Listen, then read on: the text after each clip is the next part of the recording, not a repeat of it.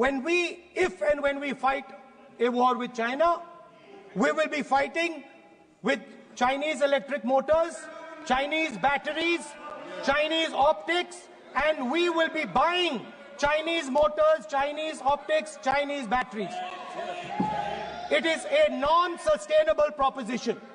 That is why, for our security, for the future of our children, for the future of our country, we have to build a production system, and we cannot allow this revolution to go by. Yes. Now, the next step, we have a strategic partner called the United States.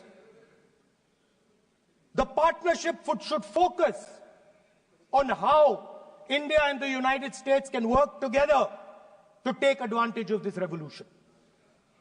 That is what the conversation should be on.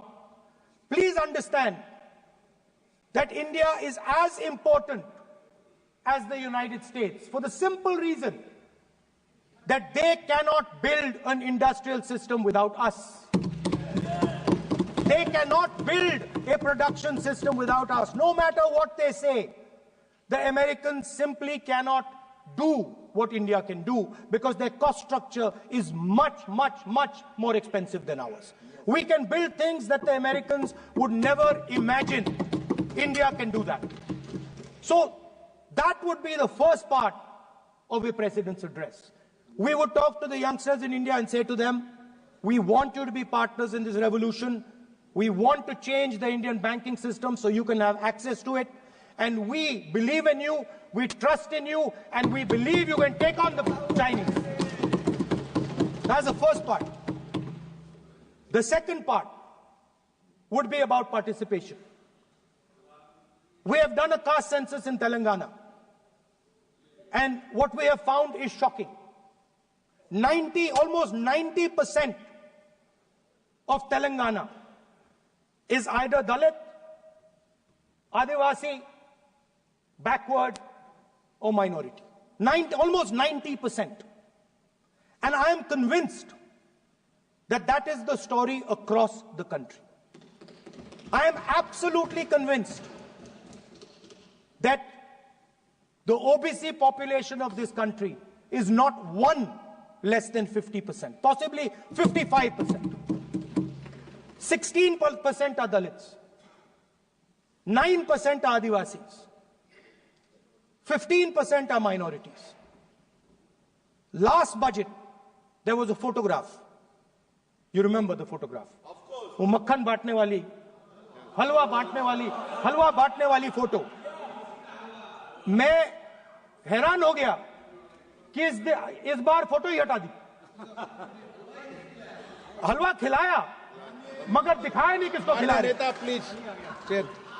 तो at the center of any new development paradigm for this country, which runs parallel with the production paradigm I spoke of, which works together with the production paradigm I spoke of, is the participation of lower castes, OBCs, Dalits, Adivasis in the wealth of this country. If we look at the largest corporates in this country, they're all owned. None of them are owned by OBCs. None of them are owned by Dalits. None of them are owned by tribals. If we look at the biggest media companies that support the Prime Minister, every day we see the Prime Minister's pleasant face, smiling face on these media. None of them are owned by OBCs. None of them are owned by Dalits. None of them are owned by Adivasis. This is the fact. So central to any new development paradigm is the architecture of a new paradigm. And that architecture of the new paradigm can only be built once the caste census is placed on this table. Because once the caste census is placed on the table, we will know exactly how much of this country's wealth, how much of this country's power, how many of this country's institutions are owned by 90% of this country. There are OBC MPs in the BJP. There are OBC MPs in the BJP. There are Dalit MPs in the BJP. There are Adivasi MPs in the BJP. Remember, You are OBCs, you have 50% of the population, and you have absolutely no power. I know that you're sitting there and you cannot even open your mouth. That is the truth of the country. प्रधानमंत्री का चेहरा आपको दिखाई नहीं देता है। जाति जनगणना, प्रधानमंत्री का चेहरा आपको दिखाई नहीं देता क्या? Architecture, participation, revolution in this country that we are going to bring. ये अंधेरा हो गया है। पार्लियामेंट में ये कुछ दिखता नहीं है। सोनिया गांधी, प्रियंका, ये इधर अपोजिशन को कुछ दिखाई नहीं देता है। ओबीसी बात करते हैं। So the idea is, Speaker sir, the idea.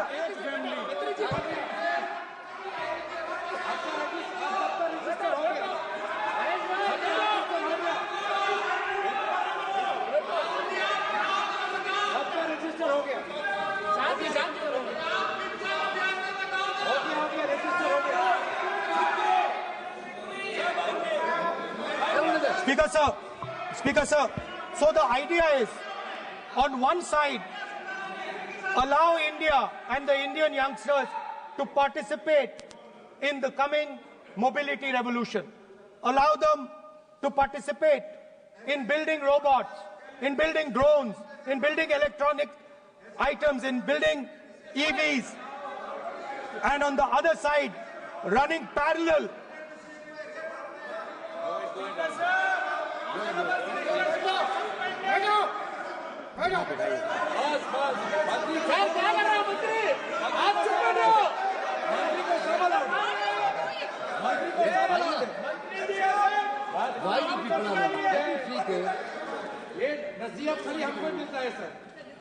मैंने उनको ही मना the country, Speaker sir. ऐसा नहीं है। आप So, भी बहुत डिस्टर्बेंस करते हैं।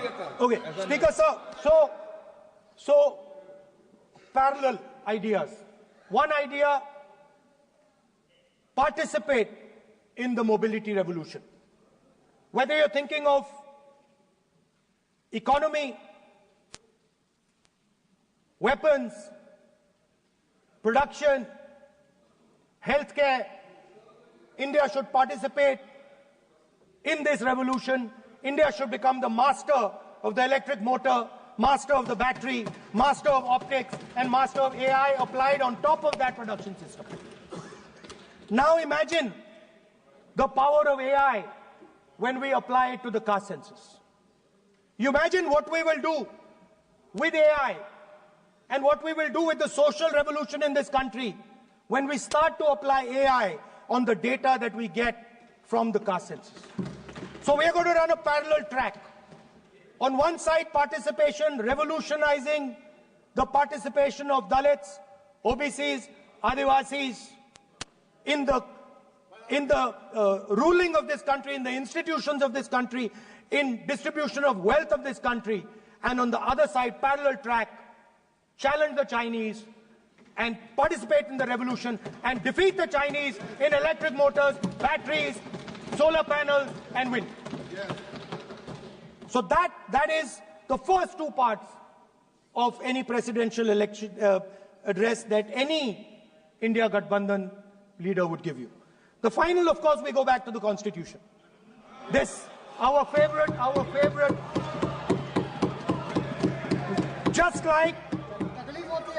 like the production system is a weapon, just like Jati Jangarna is a weapon of transformation, this is what the entire architecture is built on. I remember before the elections, all of you were saying 400 par, and you were saying you would change this. And then I was glad to see that the Prime Minister walked in and then was forced to bow his head in front of the Constitution. It was a moment of pride for all Congress people that we had explained to the Prime Minister and to the whole country that no force will dare touch this. Yeah. I know that the RSS has never accepted this. Mohan Bhagwatji has said that India didn't get independence in 1947. He has said that this constitution is meaningless. I know that that is at your heart. We will never let your dream come true. This constitution is going to rule India always. Now, एक minute आप प्रतिपक्ष के नेता हैं, मेरा आपसे आग्रह है कि जो विषय आप रखें वह तथ्यों पर आधार पर रखें, तो उचित होगा। मैंने आपको पहले भी कहा, और जो सदन के सदस्य नहीं है उनकी चर्चा न करें। बताता हूं सर, मोहन भागवत आप ने नियम प्रक्रियाओं की पालन करें, आपसे अपेक्षा है। सर मोहन भागवत जी ने स्टेटमेंट दिया। मोहन भागवत का sir one second. We will authenticate. Speaker sir, We will authenticate. Speaker sir, Mohan Bhagwat ji made a statement saying that India did not receive independence in 1947. It received independence when the Ram Mandir was inaugurated. We will place that on the table. Now, sir, I would like to mention one small thing, but very important thing. Speaker sir, this constitution is supported by this constitution is supported by the vote of our people. Without the secure vote of the Indian people, this constitution means nothing. Now I want to bring to the notice of this House some data, some information about the Maharashtra election. Very simple stuff. Speaker sir, between the Lok Sabha election, which the India Alliance won, and the Vidhan Sabha election, the voting population of Himachal Pradesh was added to the voting roll of Maharashtra. Meaning the entire population of Himachal Pradesh was added to the voter rolls of Maharashtra. Please understand what I am saying. In Lok Sabha, the difference between Lok Sabha and Vidhan Sabha was the population of Himachal. The entire population. Almost 70 lakh new voters suddenly arrived between Lok Sabha and Vidhan Sabha. Now, the most interesting part, and the Prime Minister is not looking at me. The most interesting part, मजबूरी है। the most interesting part, तर्क पे बात करो। मुंह नीचे कर लिया suddenly. The most interesting part is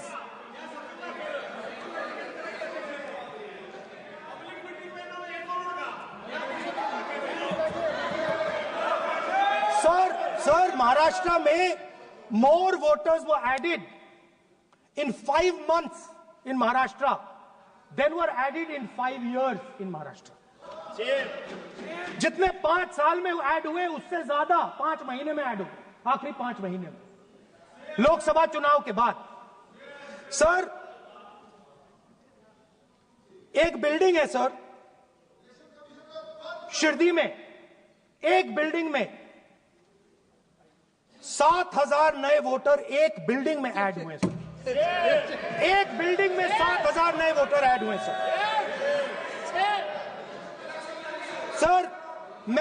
मैं कोई आरोप नहीं लगा रहा हूं, मैं सिर्फ ये कह रहा हूं सर कि इसमें कुछ ना कुछ प्रॉब्लमैटिक है कि हिमाचल प्रदेश जितने बड़े वोटर्स लोकसभा के बाद जादू से आ जाते हैं। अब हम क्या कह रहे हैं, हमने इलेक्शन कमीशन से रिपीटेडली कहा है कि हम आरोप नहीं लगा रहे हैं, आप एक काम कीजिए, हमें लोकसभा की वोटर लिस्ट दे दीजिए, नेम एड्रेस और इलेक्ट्रॉनिकली दीजिए, और विधानसभा नहीं है। नहीं सर, नहीं। स्पीकर सर, वो सब वेबसाइट पे रहती है, सब जानते हैं, कभी भी कोई निकाल सकता है।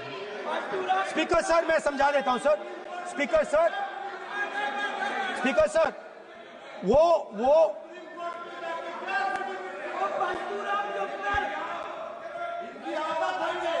Speaker sir, we have asked, Speaker sir,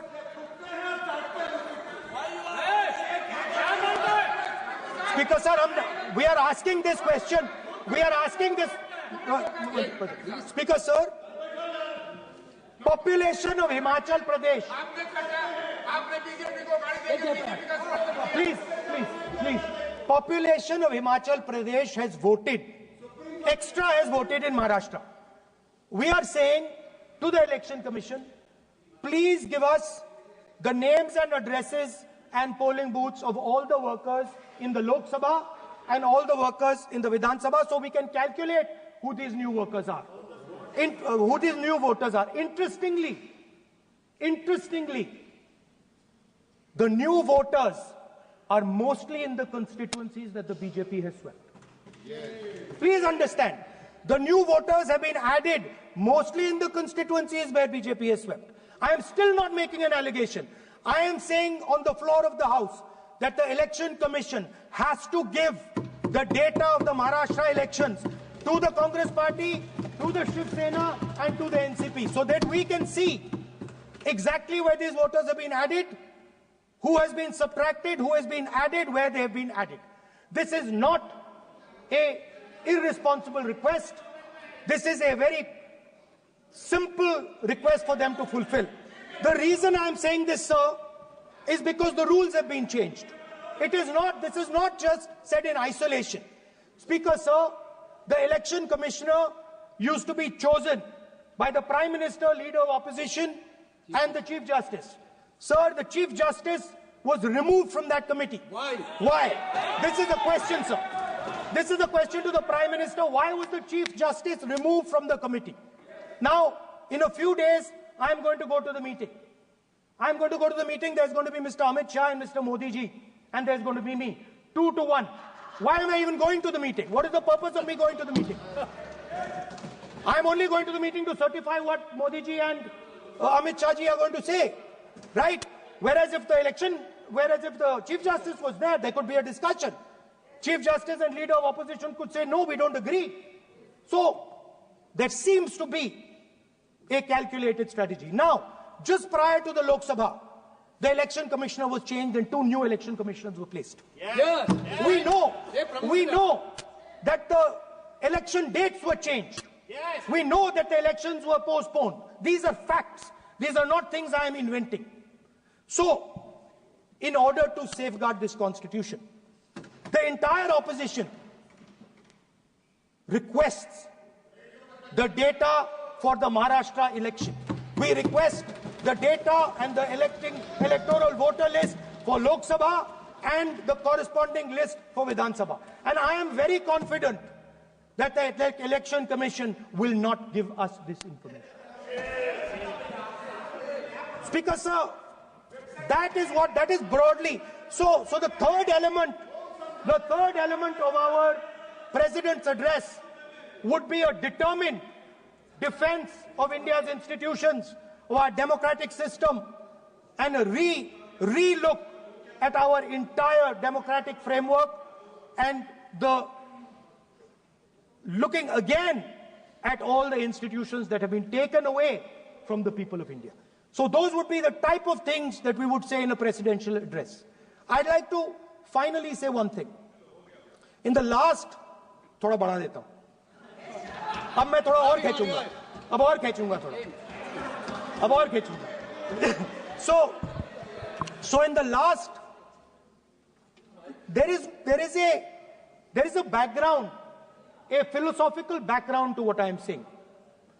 Essentially, what I am saying to the youngsters of India and to this House is that instead of focusing on multiple things, instead of telling us a laundry list, give us a strategy, give us a vision, make it clear, right?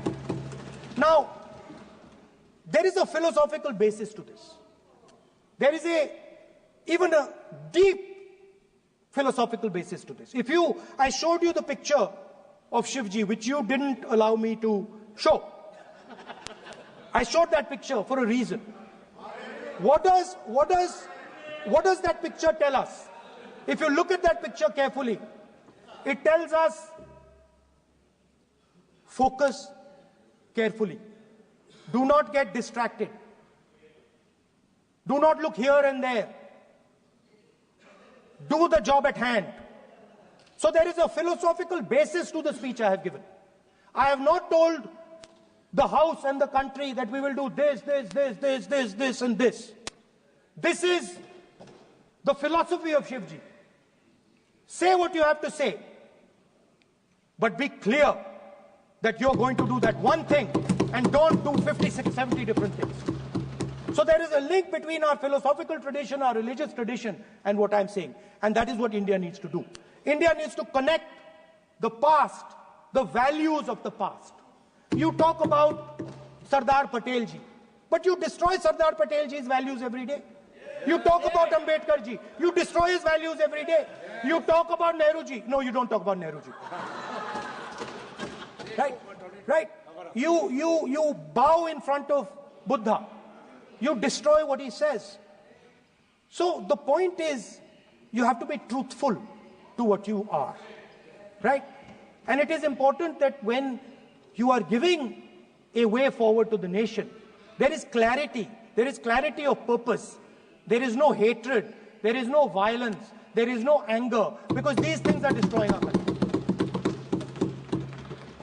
So my speech has not been angry, has not been nasty. My speech has been very polite, very kind, and I thank the Prime Minister for coming and listening to it. माननीय श्री नरेश चंद पटेल,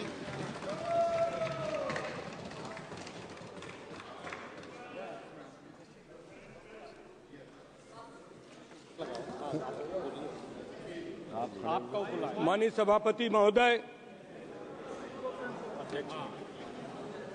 अध्यक्ष जी, जाने वाले कोई नहीं रोक पाएगा। आप तो अपना भाषण दीजिए।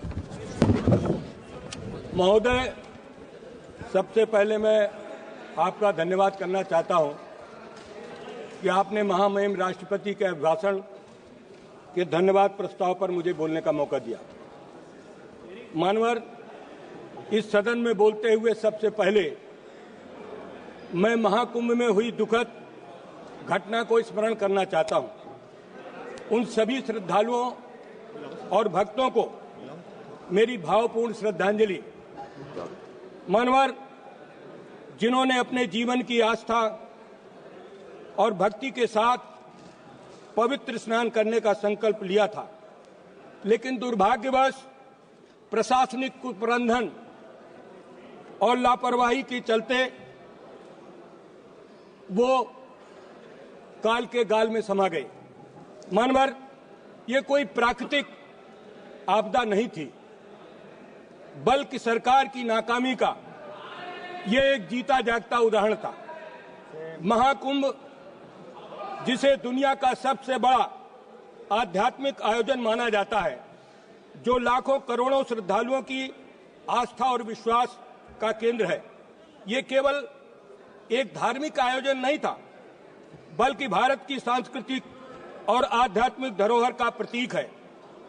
परंतु जिस प्रकार की अव्यवस्था इस बार रही, वो न केवल दुर्भाग्यपूर्ण है, बल्कि सरकार की संवेदनशीलहीनता और प्रशासनिक कुप्रबंधन को उजागर करती है। मानवर, क्या यह सरकार को पता नहीं था कि इतने विशाल आयोजन में भारी संख्या में श्रद्धालु आएंगे? क्या योजनाएं केवल कागज में बनती हैं, जो जमीनी स्तर पर कुछ नहीं है? मानवर, इस महाकुंभ में बड़ी बड़ी बातें की गई कि हम इस तरीके का प्रबंधन कर रहे हैं, लेकिन आज तक सरकार ने महाकुंभ में मरने वालों की सूची जारी नहीं की। हमारे नेता माननीय अखिलेश यादव जी ने सदन में पहले दिन कहा था कि महाकुंभ पर चर्चा हो। ये दुनिया का बड़ा मेला, इस मेले में इतनी बड़ी अव्यवस्था, डबल इंजन की सरकार, और डबल इंजन की सरकार में जिस तरीके का जनता के साथ मजाक हुआ, ये घोर निंदनीय है। मानवर, इस सरकार में असफलताओं की बहुत लंबी सूची है। मानवर, शिक्षा जो किसी राष्ट्र की बुनियाद होती है, आज भ्रष्टाचार की गर्त में जा चुकी है। हर प्रतियोगी परीक्षा में मानवर मजाक बनकर रह गई है। मानवर, बिहार से लेकर उत्तर प्रदेश, महाराष्ट्र, गुजरात में जगह जगह पेपर लीक हो रहे हैं। सरकार ने एनटीए, नेशनल टेस्टिंग एजेंसी का गठन बड़े बड़े वादों के साथ होते कहा गया। मानवर ये संस्था निष्पक्षता, पारदर्शिता की नई मिसाल कायम करेगी, लेकिन आज ये हालत है कि परीक्षा प्रारंभ होने से पहले ही सोशल मीडिया में पेपर लीक हो जाते हैं। क्या यही सरकार की पारदर्शिता है?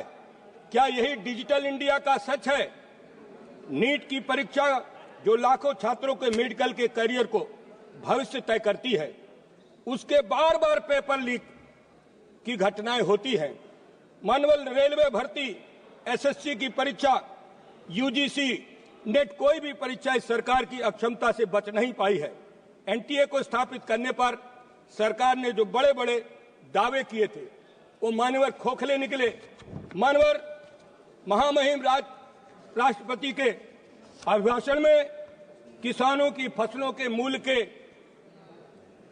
एमएसपी की गारंटी का कोई जिक्र नहीं है। लगातार देश के किसान, करोड़ों किसान इस बात की आशा लगाए बैठे हैं कि भारतीय जनता पार्टी ने चुनाव के समय जो कहा था कि हम एमएसपी की गारंटी देंगे, स्वामीनाथन आयोग की रिपोर्ट लागू करेंगे, हम किसानों को लाभकारी मूल्य देंगे, लेकिन आज हमारे देश का किसान दर दर की ठोकरें खा रहा है। आज पूरे देश के अंदर किसानों में जिस तरीके की निराशा है वो लोकतंत्र के लिए बहुत ही शर्मनाक घटना है।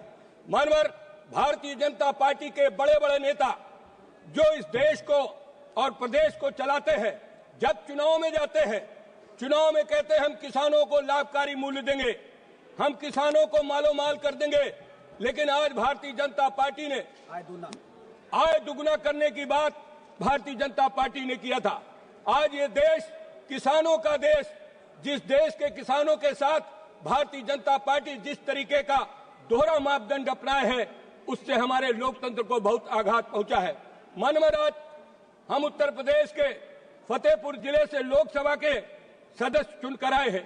हमारे नेता अखिलेश यादव जी ने अपने जमाने में किसानों को खाद, बीज, कीटनाशक दवाओं का लगातार प्रबंध किया था, लेकिन आज उत्तर प्रदेश में अभी बुआई के समय खाद की जितनी बड़ी किल्लत हुई, डीएपी मिली नहीं, यूरिया ब्लैक में मिल रही है, किसानों को पानी नहीं मिला, लेकिन भारतीय जनता पार्टी ने इस पर कोई ध्यान नहीं दिया। डबल इंजन की सरकार डबल असत्य भाषण पर विश्वास करती है। आज भारतीय जनता पार्टी लगातार जिस तरीके का काम किसानों के साथ कर रही है, मानवर हम किसान के बेटे हैं, हमारे यहाँ आज किसानों के साथ डबल दुख हो रहा है। मानवर हमारे जिले में, हमारे प्रदेश में छुट्टा जानवरों से किसानों की फसलें बर्बाद हो जाती है, लेकिन वो हमारे किसानों की फसलों को फसल बीमा के अंतर्गत उनको कोई लाभ नहीं मिलता है। मानवर इसका जिक्र इस हमारे जो महामहिम राष्ट्रपति का भाषण है, इस पर इसका कोई भी जिक्र नहीं है। मानवर किसान बीमा की दुर्घटना की शुरुआत समाजवादी पार्टी के समय में हमारी पार्टी के संस्थापक स्वर्गीय मुलायम सिंह यादव जी ने किया था। पहले किसानों को कोई भी दुर्घटना का बीमा का लाभ नहीं मिलता था, लेकिन माननीय मुलायम सिंह यादव जी ने किसानों को बीमा दुर्घटना के नाम पर 1 लाख की राशि निर्धारित की थी, जिसे बढ़ाकर समाजवादी पार्टी के राष्ट्रीय अध्यक्ष माननीय श्री अखिलेश यादव जी ने 5 लाख रुपए कर दिया था। समय बीत गया, बीतता जा रहा है, महंगाई बढ़ती जा रही है, लेकिन किसान बीमा दुर्घटना पर आज वो 5 लाख की राशि लगातार वही बनी हुई है। हमारी मांग है कि किसान बीमा दुर्घटना की राशि को कम से कम 15 लाख रुपया करना चाहिए। मानवर भारतीय जनता पार्टी ने कहा था कि हम मुफ्त सिंचाई देंगे, किसानों को हम मुफ्त सिंचाई देंगे, लेकिन आज उत्तर प्रदेश में मुफ्त सिंचाई नहीं है। बिजली महंगी हो गई, डीजल का दाम बढ़ गया, खाद का दाम बढ़ गया, लेकिन किसान परेशान है। आज भारतीय जनता पार्टी ने मुफ्त सिंचाई की बात करके किसानों के साथ बहुत बड़ा मजाक किया है। मानवर समाजवादी पार्टी के नेता ने, अखिलेश यादव जी ने उत्तर प्रदेश के किसानों को सरकारी नलकूपों का पानी और नहरों का पानी फ्री किया था, और उसी समय के बाद भारतीय जनता पार्टी ने चुनाव के समय कहा था कि हम किसानों को निजी नलकूपों का भी बिजली का बिल माफ करेंगे। आज उत्तर प्रदेश कृषि प्रधान प्रदेश है, लेकिन किसानों को बिजली फ्री नहीं मिल रही है और उनके ऊपर बिजली का भार दुगुना किया जा रहा है और निजी नलकूप धारक के ऊपर बिल लगाया जा रहा है। जो किसान ट्यूबवेल उनके वो फेल हो चुके हैं, उनके ऊपर भी बिजली के बिल लगाए जा रहे हैं। मानवर उत्तर प्रदेश किसानों का प्रदेश है। आज अभी फसल आई, धान की फसल, जिसका जिक्र इस अभिभाषण में नहीं है। मानवर धान की फसल में धान के किसान परेशान हैं, उनका धान लागत मूल्य से भी कम में लिया जा रहा है और किसान आत्महत्या करने पर मजबूर है। मानवर आज प्रदेश के अंदर जिस तरीके से किसानों में निराशा है, इसका जिक्र इस महामहिम के अभिभाषण पर नहीं है। मानवर आज हमारे मनरेगा के मजदूर सबसे ज्यादा परेशान है। मनरेगा की मजदूरी उनको समय से मिलती नहीं है और न उनकी आज तक मजदूरी बढ़ाई गई है। मानवर आज महंगाई लगातार बढ़ती जा रही। महंगाई के रोकने के बारे में भारतीय जनता पार्टी की सरकार का कोई ध्यान नहीं है। आज हर चीज महंगी है। उपभोक्ता और उत्पादक के बीच में असंतुलन है। लगातार उपभोक्ता और उत्पादक के बीच में असंतुलन की वजह से जो किसान है, जो कमाता है, और वो आदमी सबसे ज्यादा परेशान है और जिस आदमी को उनकी फसल खरीदनी पड़ती है वो भी परेशान है। उपभोक्ता और उत्पादक के बीच में असंतुलन की वजह से आज चारों तरफ हाहाकार मचा हुआ है। हम लोग दिल्ली में देखते हैं मानवर आज किसान अपनी फसल का लागत मूल्य नहीं पा रहा, लेकिन आज खाने वाले को वही महंगा मिलता है। यही भारतीय जनता पार्टी का दोहरा चरित्र है। मैं मानवर आपके माध्यम से सरकार से कहना चाहता हूं कि हमारे देश में रुपए की वैल्यू, हमारे देश में मुद्रा की वैल्यू लगातार घटती जा रही है। हमारा रुपया बहुत ही कमजोर है। इसकी मजबूती के लिए भी इस महामहिम के भाषण में इसका कोई भी जिक्र नहीं है और लगातार हमारे देश में विदेशी कर्ज मानवर बढ़ रहा है। विदेशी कर्ज बढ़ रहा है। विदेशी कर्ज कैसे कम हो, इसका भी इस महामहिम के भाषण में इसका भी कोई जिक्र नहीं है। किसानों को आज दर दर की ठोकरें खाना न पड़े, इसलिए मानवर मैं कहना चाहता हूँ आज हमारे किसान जो पिछड़े हैं, दलित हैं, अल्पसंख्यक हैं, आदिवासी हैं, उनका रिजर्वेशन भी मानवर आज भारतीय जनता पार्टी ने पूरा का पूरा चौपट कर दिया है। जो किसानों के बच्चे हैं वो पिछड़े वर्ग से, दलित समाज से, अल्पसंख्यक समाज से आते हैं, लेकिन भारतीय जनता पार्टी ने संविधान में प्रदत्त जो आरक्षण है उसको भी आरक्षण खत्म करने का पार्टी लगातार महिलाओं के साथ भी अन्याय करती जा रही है। और मानवर नारी शक्ति बंधन अधिनियम लागू करने की बात कहा। मैडम प्लीज के नेताओं के भाषण सुने कि हमने बैठिएगा प्लीज। Thank you. लोकसभा और राज्यसभा में उनको 33% आरक्षण दिया था, लेकिन मानवर ये कब लागू होगा नारी शक्ति बंधन अधिनियम? Thank you. इसकी भी मैं मांग करता हूँ। मानवर राज्यपाल महामहिम डॉक्टर दास्तीगार, भाषण में मुझे डॉक्टर दास्तीगार मौका दिया, मैं आपका बहुत बहुत धन्यवाद करता हूँ।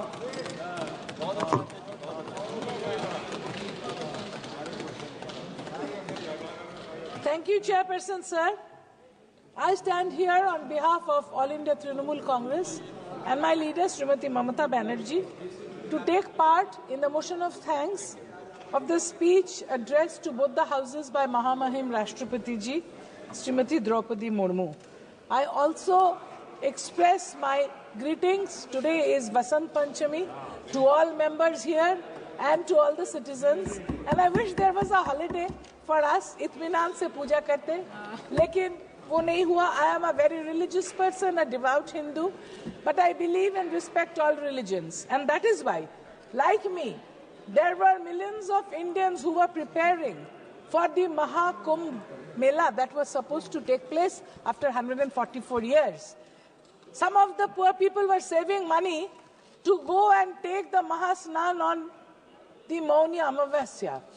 Sad to say, Mahamahim Rashtrapati Ji in her message spent only 61 words to express her sorrow and has not condemned the death, has not given condolence message to the families of the dead, We are very sorry for it because she's totally neglected the dead people, and there is definitely a discrepancy between the number of dead bodies in the morgues as said by the doctors and the number of dead bodies or people missing that we see. The same thing had happened in the state in the COVID times.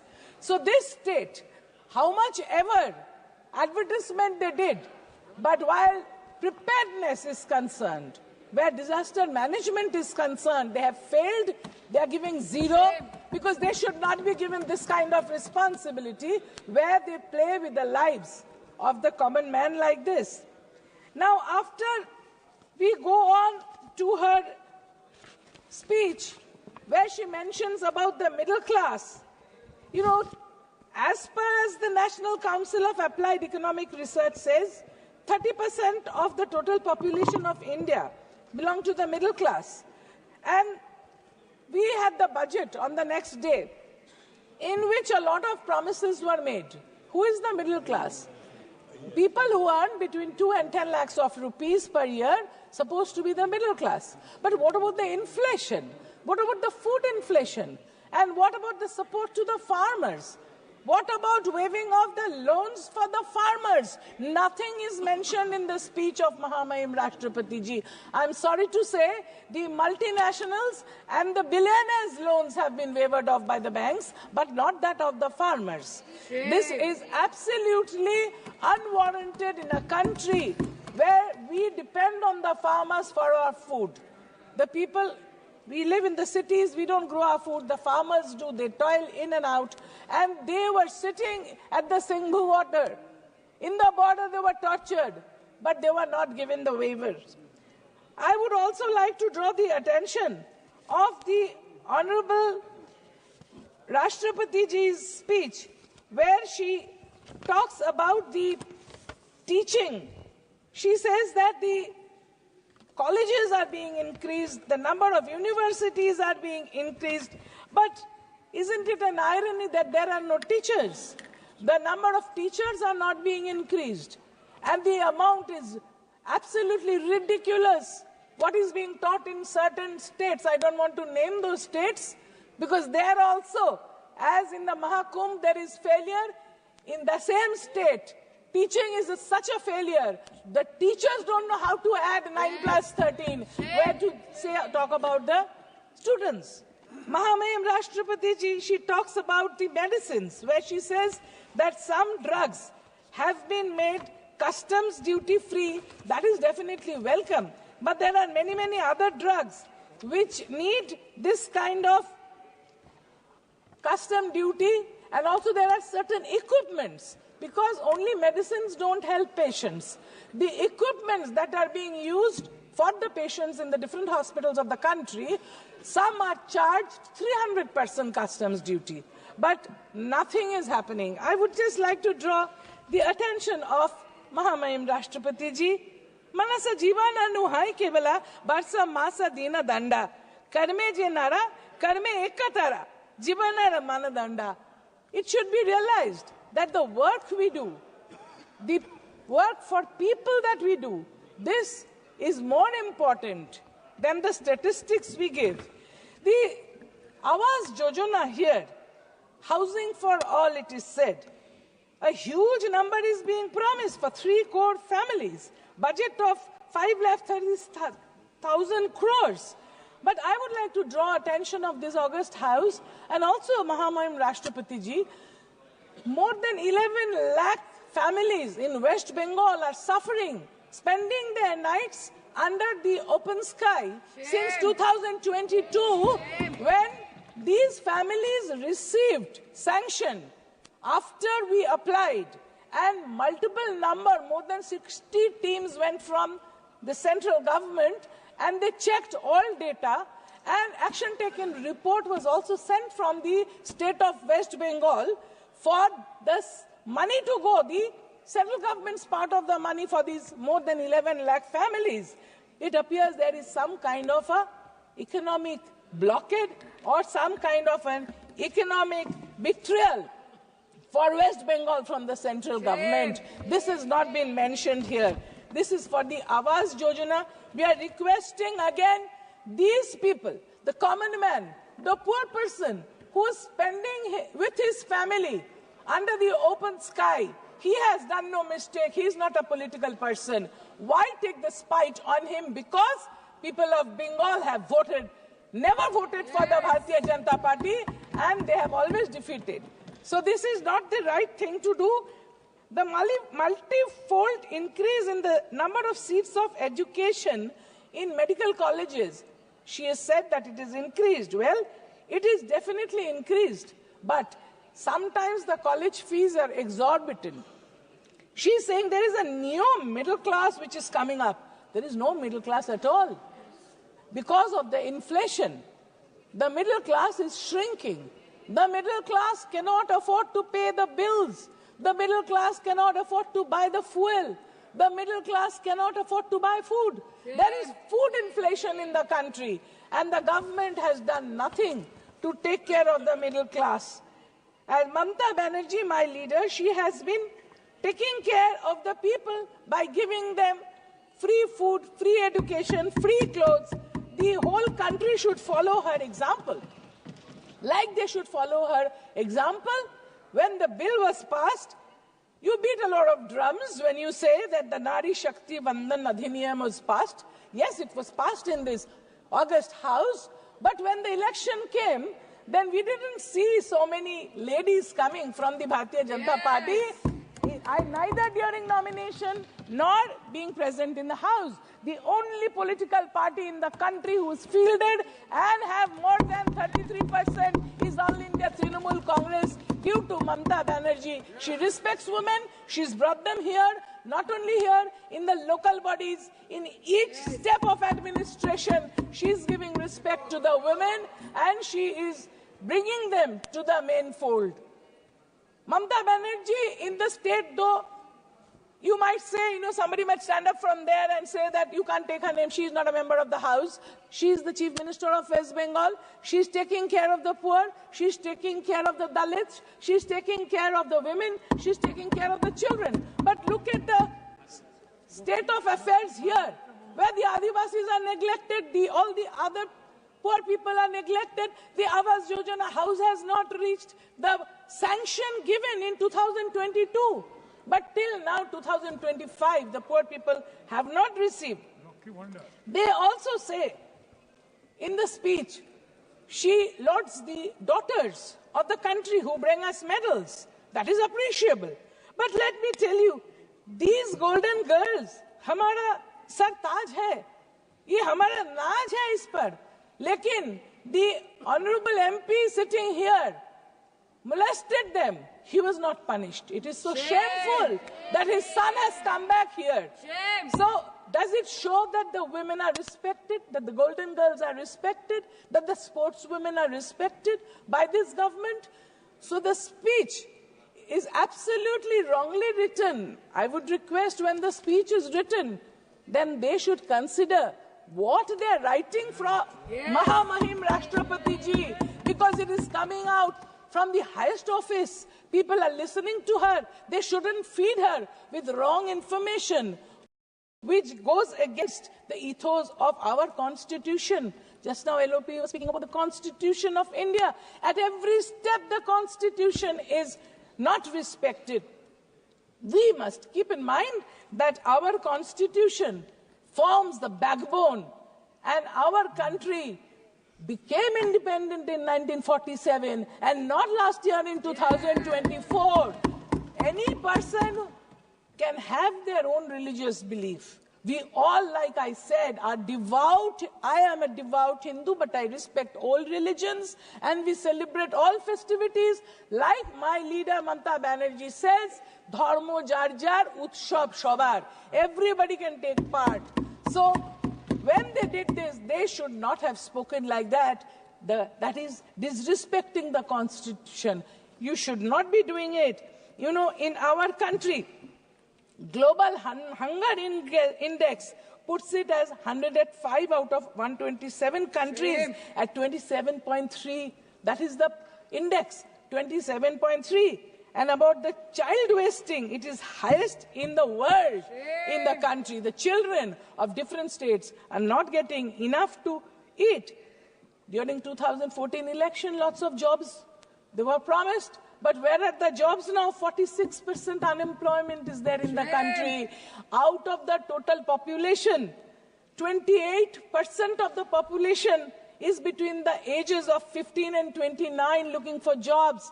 And you will be astonished, sir, that more the education, more the joblessness. A graduate is more akin to get jobless than an unskilled labor.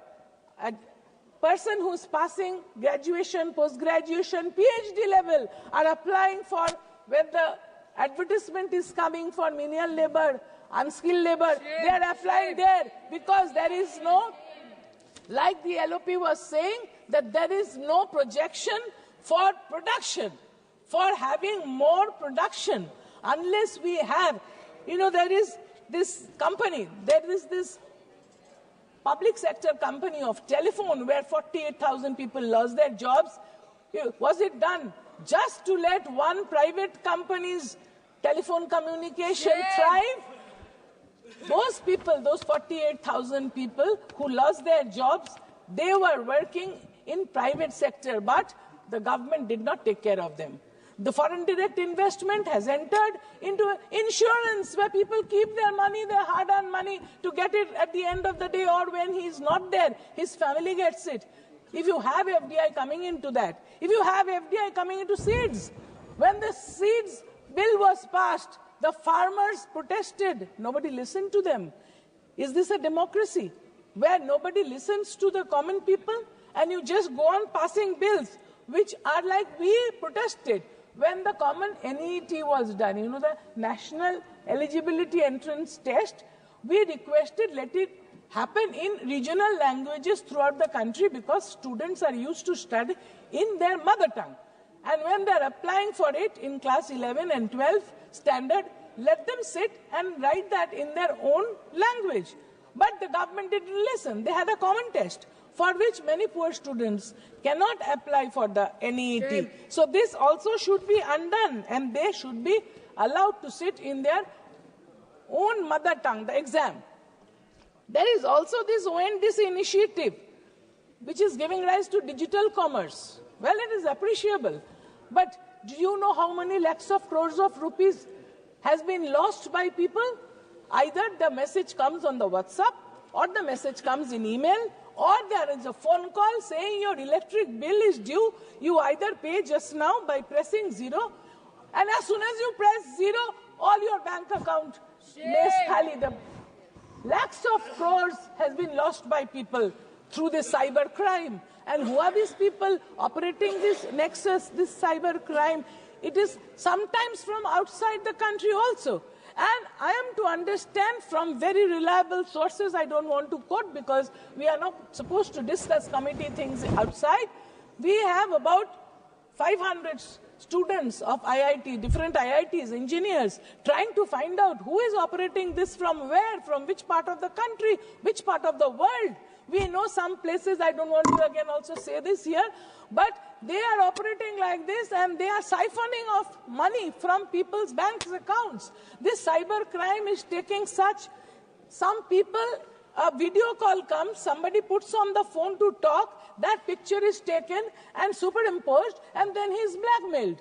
So these things are happening. The cyber crime is destroying the peace of the country, the sanctity of the ladies of the country. What is the government doing for that? So they were not prepared before they started the online transaction. Without learning how to swim, they jumped into the pool. And that is why people are getting this kind of messages. So we would request that the government should take up cybercrime very seriously and look at it so that the people do not lose their hard-earned money. So we would like also to request that about the eastern side, there are 8 states. Not one word was used to talk about Manipur. For one whole year, Manipur is burning. More than that, houses have burned. In Manipur, ladies have been raped, the gang raped, children have been born in the camps, and none of our honorable ministers, not our Honorable Prime Minister at that time. He has time to visit the election states, but no time to go to Manipur, where our party, our Honorable Chief Minister Srimati Mamata Banerjee sent a team of us. We went and saw how babies are born. How babies are born in the makeshift relief camps. There is no baby food. More than 6,000 houses have been burned. There's an ethnic war going on. And there was not a single word about how many square kilometers of India is occupied by foreigners. I don't want to name, but foreign power is occupying parts of Arunachal, parts of Aksai Chin, parts of Leh Ladakh. So why we should neglect that my motherland be occupied by foreigners and bow down to them? Don't we have the courage to stand up and protect my motherland? Thank you, sir.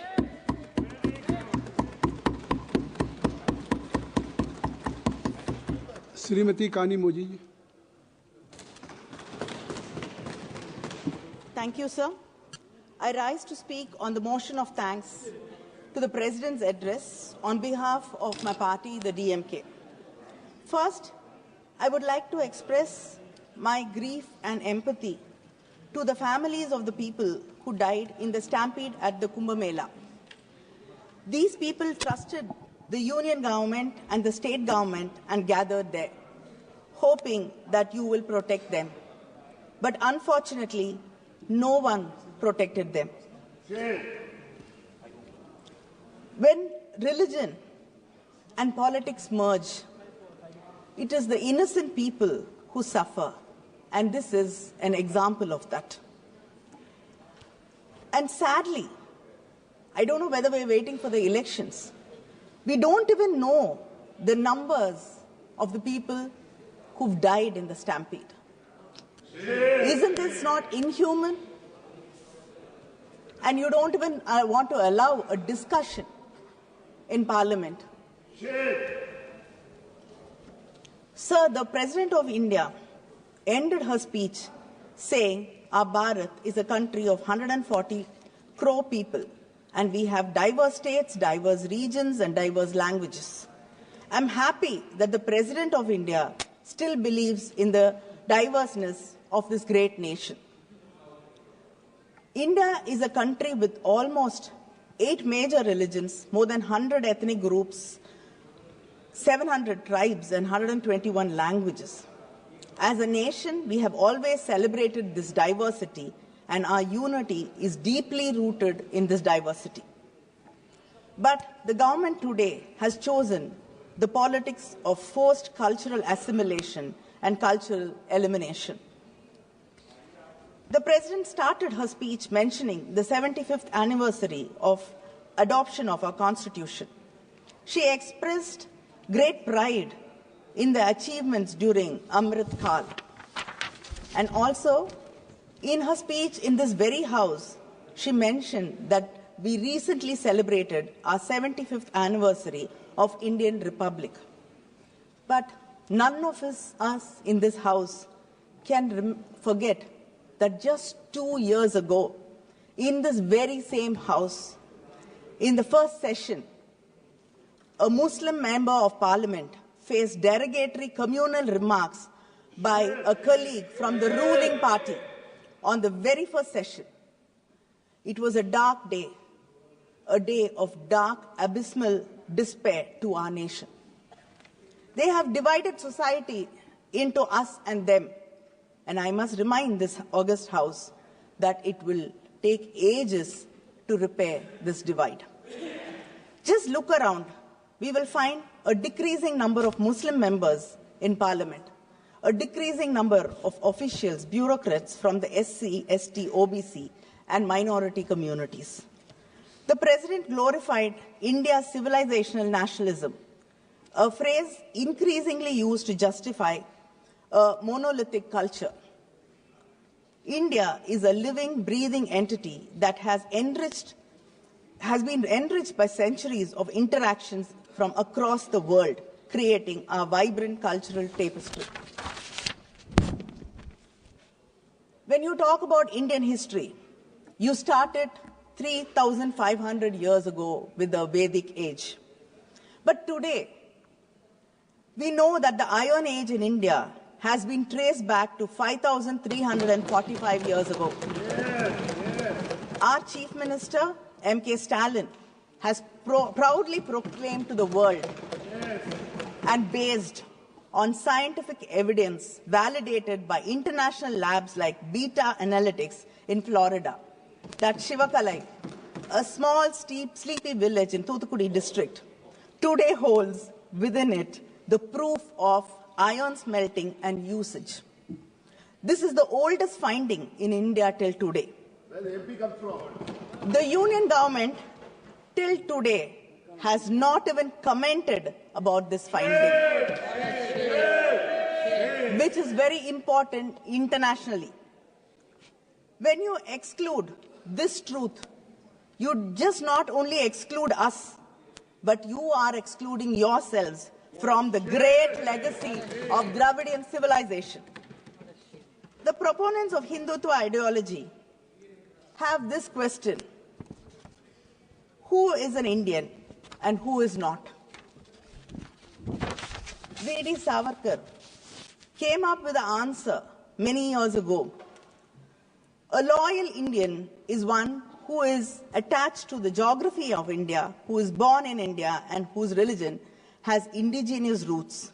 A Hindu means a person who regards this land from the Indus to the seas as his fatherland and as well as his holy land. But let me remind this House of the words of Sardar Vallabhbhai Patel, a Congress leader who you seem to have taken over and invoke frequently. In 1947, when it was suggested to him that India should be declared as a Hindu state, Sardar Patel replied, "We must not forget that there are, quote, that there are other minorities whose protection is our primary responsibility." In 1950, he stated, "Ours is a secular state." I like to underline, he said that ours is a secular state, and we cannot fashion our politics in the way of Pakistan is doing. Here, every Muslim should feel that he is an Indian citizen and has equal rights as an Indian. The government celebrates Sardar Vallabhbhai Patel. It disregards most of his fundamental principles. If you truly respect him, please protect every citizen, honor every culture, and stop selective imposition of one ideology over the rest. Building a 3,000 crore statue of unity is not paying respect to him. Please understand his words and implement it. That is true tribute to any leader. But this government ensures in every possible way that the minorities of this country do not feel comfortable. They are kept on edge and feel like outsiders. The CAA, Triple Talaq, the Work Board Bill, the Uniform Civil Code, mob lynching, and state excesses are the unending examples of how you push the minorities and make them feel threatened.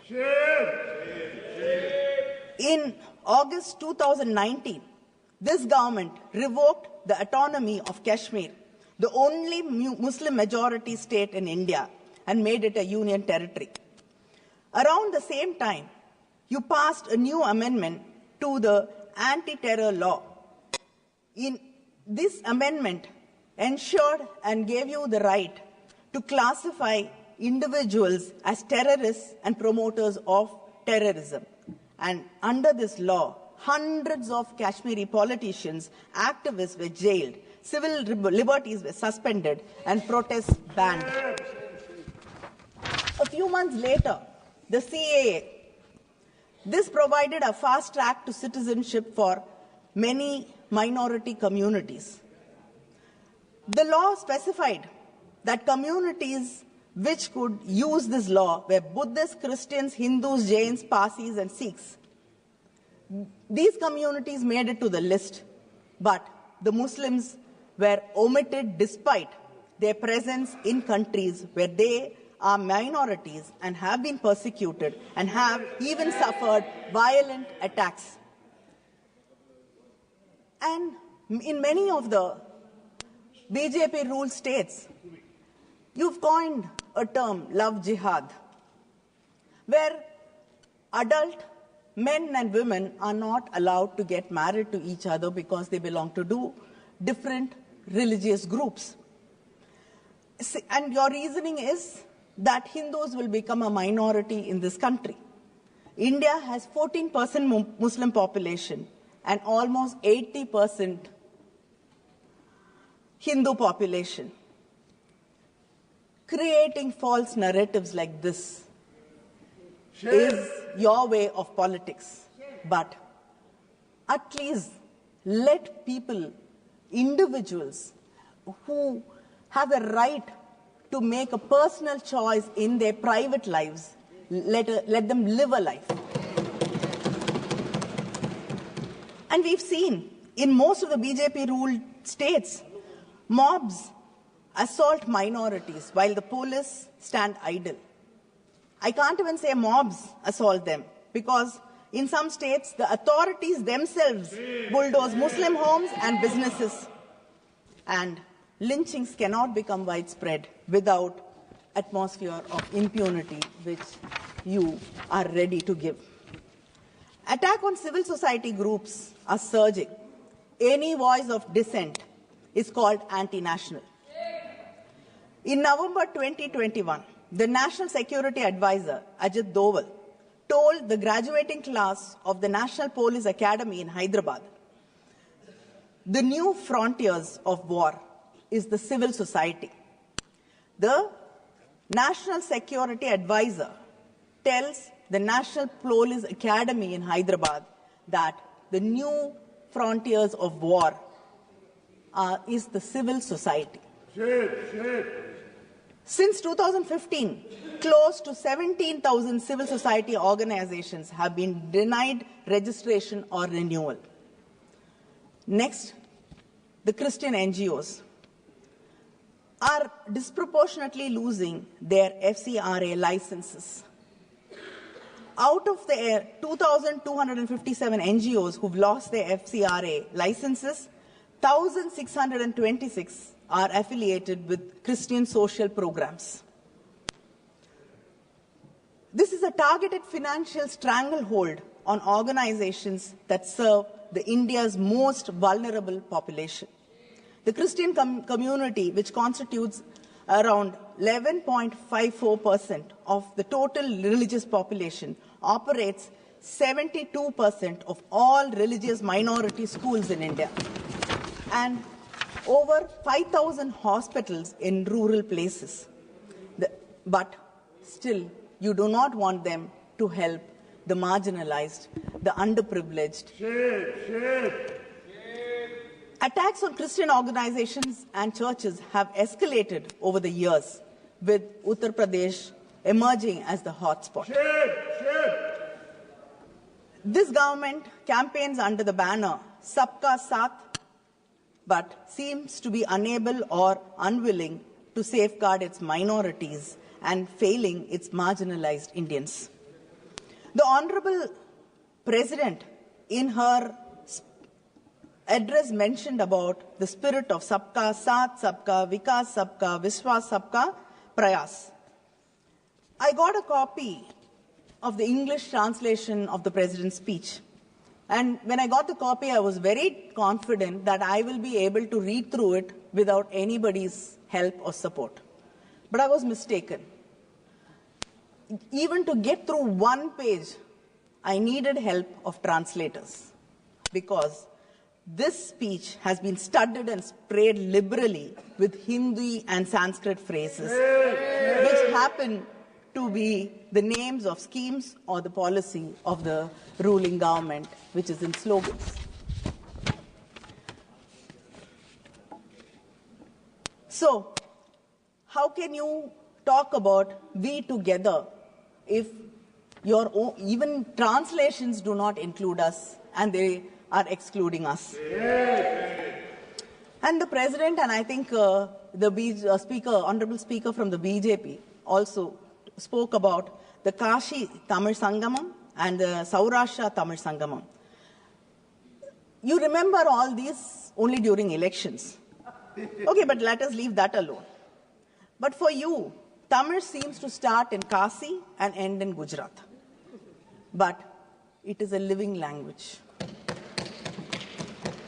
I'd like to ask, if you really care about, you quote Tirukural also, and I think that only mention of Tamil Nadu or anything Tamil in the budget was Tirukural. Nothing apart from that. So, between 2014 and 2022, the union government has allocated 74 crores for the Central Institute of Tamil Nadu, in Tamil Nadu. Whereas it has allocated to the Central Sanskrit University 1,487.81 crores. We don't have staff in the Central University. We do not have epigraphists to decipher Tamil inscriptions. The President in her speech proudly proclaimed that manuscripts are being digitized. I'd like to bring it to the notice of this House that the Tamil manuscripts in Tamil University in Tanjavur are being digitized with the help of the British Library in London instead of the support of the Union government. Legislature, judiciary, and the executive are three pillars of the democracy. But this government is undermining all three. The key democratic institutions may have formally remained in place, but the norms and practices which hold democracy have deteriorated. The Vedam report on democracy says India has been downgraded to the state of electoral autocracy. In the past 11 years, we have seen that bills have been brought without proper consultation with stakeholders and bills which undermine the rights of state governments. In 1994, the Supreme Court ruling in the S.R. Bommai case underscored that states were not mere extensions of the Union. Rather, they possess supremacy within their constitutionally defined domain.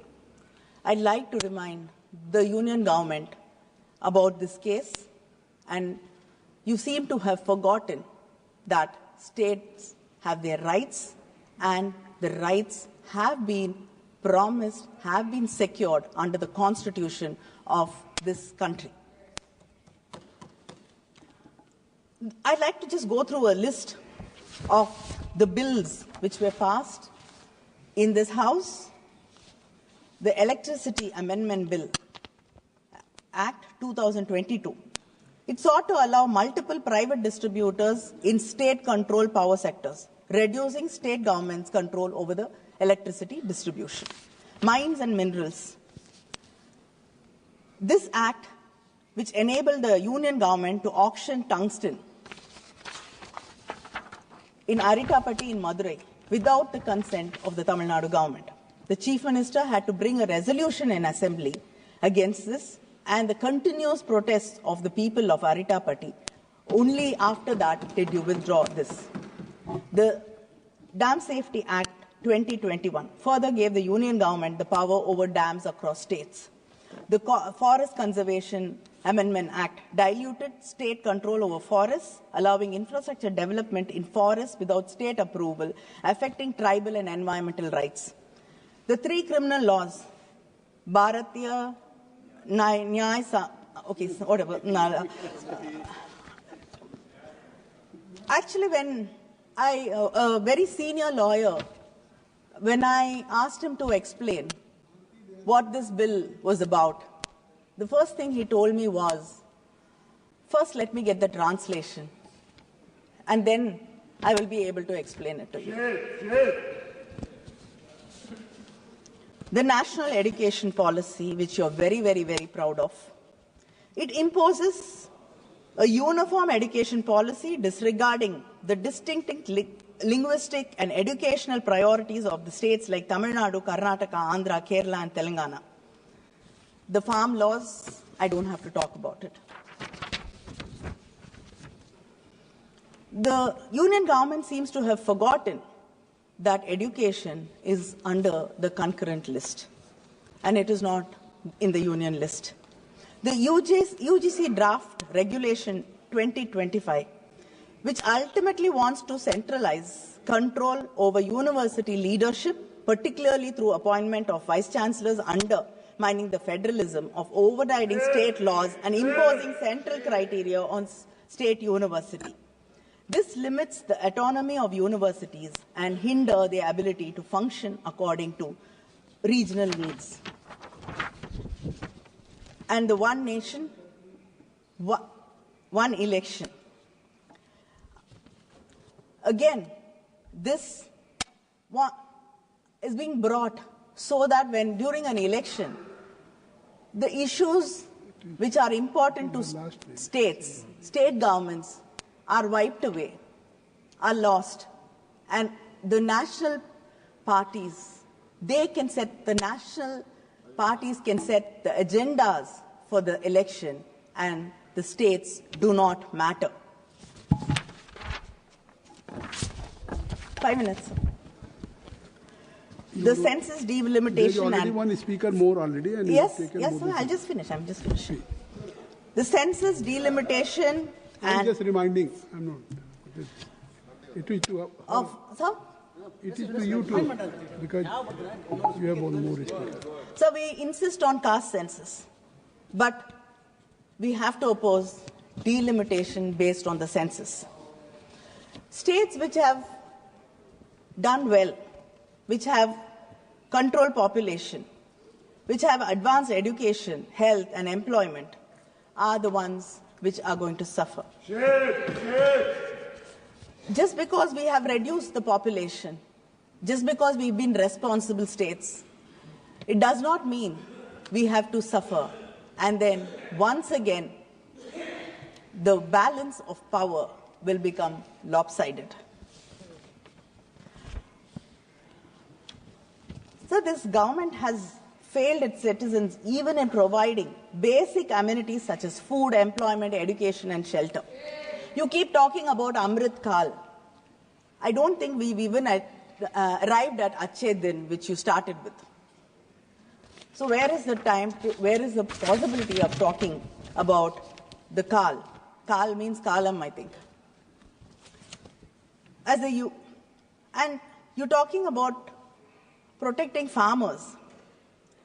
Do you know that 1,474 farmers have committed suicide between 2014 and 2022 because the insurance companies which collected around 57,620 crores has only given back 3,878 crores to the farmers. You have not protected the farmers. And the Narega workers. This government has taken away work from rural India. And this bill was brought to ensure 100 days of employment for people who had no other means of income. But you've cut down 84.7 lakh workers from the list. And this is from your own registry. And the government, in its budget, has reduced food subsidy by 8,000 crores. Is this Amrit Kal? I think the LOP has spoken about youth and employment. But when you were in your campaign mode, you were talking about 2 crore jobs. But in the speech of the president, it has come to 10 lakh per year. Kindly conclude. You have already taken more than I'm just wrapping up, 25 minutes, and your time, party time is only 29, and one speaker has. I think so. Time is already has taken more than 25. Sir, I'd just like, you're talking about education. Sir, in a unstart question, the government has replied that 13,500 students from SC, ST, OBC communities have dropped out of central universities because of discriminations faced by them. It is just not the students, sir. A professor, Gopal Das in Bangalore, had to write to the president of this country for justice. And in the investigation, it's been confirmed that there was workplace discrimination involving the dean and the director. The stories of Rohit Venmula's still continue.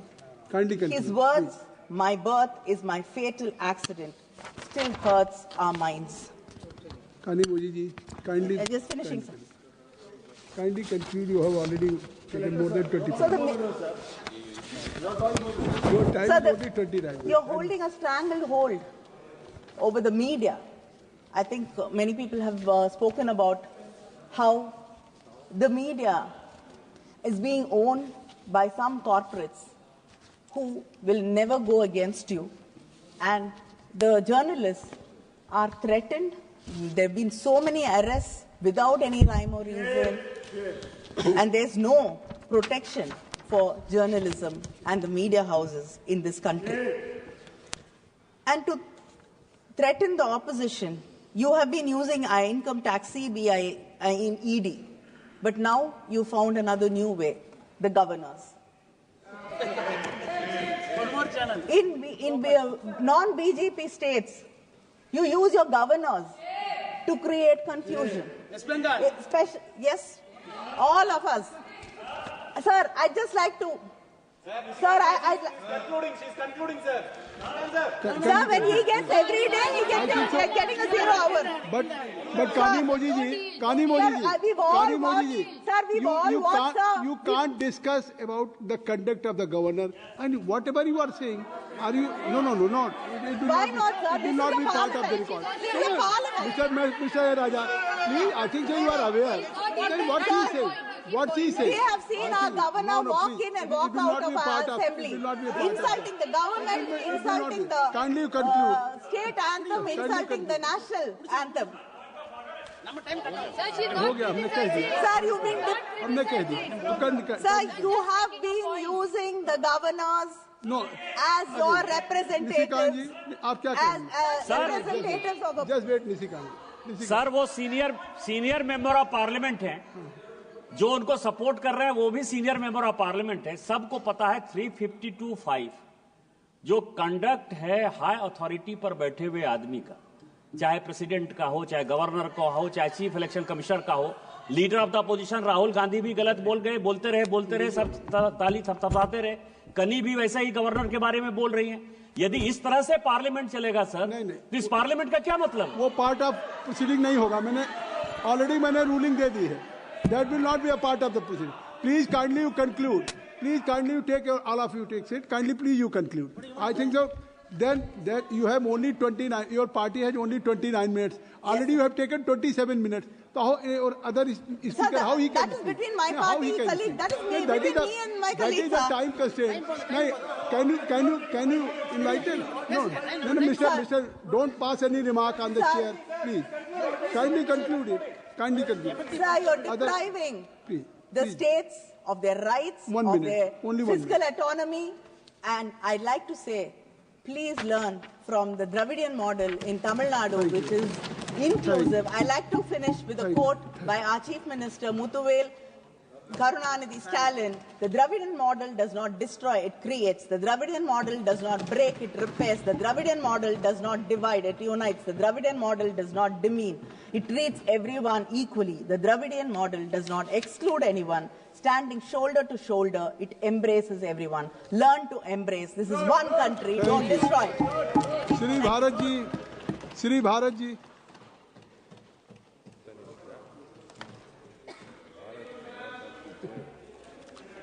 Sir, the mic is not switched on. Mic will be automatically on. Hello? You start, I think so. Yeah. Mic will be functioning. Thank you, sir. You just start.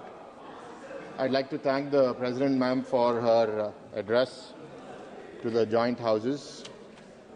And I'd like to focus my speech on the celebration of 75 years of our Constitution, celebrating our democracy and the constitutional protection that we are all enjoying. A leader that spoke before me spoke about our neighbor, a powerful neighbor, where there's a lot of development.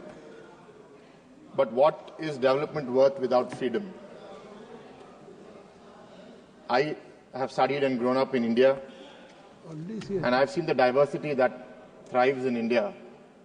And if we don't protect the diversity, then I think development is possible. But then the allegations of the opposition will become even more perpetuated of power and wealth being concentrated in very few people. Sir, last night I was supposed to prepare for this speech. I got really late. But for some reason, I've been wanting to watch a movie for the last week. The name of this movie is V for Vendetta. I first saw this movie almost 20 years ago, and it had a profound impact on me, but I still wanted to watch it again. I don't know why I saw it. And as I saw the movie, the parallel to my state of Andhra Pradesh over the last 5 years was so clear.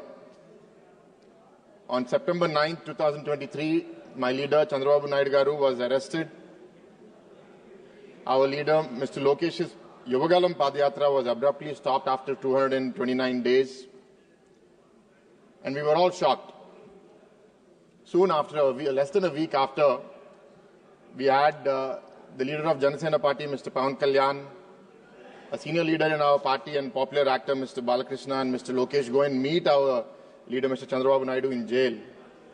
And as they came out and they announced, Mr. Kalyan announced that we are going in this together. Today it is not about me, it is not about the TDP, it is about the future of the state of AP and the future of the people of AP. That went on for 52 days with him being in jail. A lot of uncertain times. On October 31st, he was released. And I was fortunate to be there in the road as he was released and leaving the jail. And I was standing on my car, and I had a vantage point. And as he was greeting the people that were there to see him after so long, we were able to lock eyes. As I saw his eyes and the depth in those eyes, there were tears rolling down my cheeks. And then we left, all of us moved to Amravati, the leaders of the party, the cadre, the family. But he only reached there 14 hours later at 6 a.m. in the morning. Someone who was in jail for 52 days, over the age of 70, still sitting in the car, not getting up and greeting people across the way, wherever people were there to see him. It gave us strength to fight, to see somebody like that. And then 6 months later, the campaign, the elections, 90 public meetings, almost 3 meetings a day. And all of this was not about him. It was about the future of AP. And I think what he felt, what was he feeling? His hope was to remind the world that fairness, justice, and freedom are more than words. They are perspectives. I'll be taking quotes in the movie through this, sir. And I think at that point he realized that he knew the people were feeling something that he knew all along. There is a long dialogue, sir, from the movie. I want to paraphrase it. Sir. It appealed very true to me. Sir. Pale, Krishna. Kuchon, it's okay. It doesn't matter. Krishna, it's okay. Please. So Please, order. Maintain order. Sir, I'd like to paraphrase. Please, continue. Address the chair. Please address the chair. Krishna. Sir, I'd like to paraphrase a dialogue from the movie that I saw last night. It really stuck with me. And I think if I were to paraphrase what my leader was asking of the people, addressing it to the people from his voice. So if you've seen nothing, if the crimes of this government remain unknown to you, then I would suggest you allow the 13th of May to pass unmarked.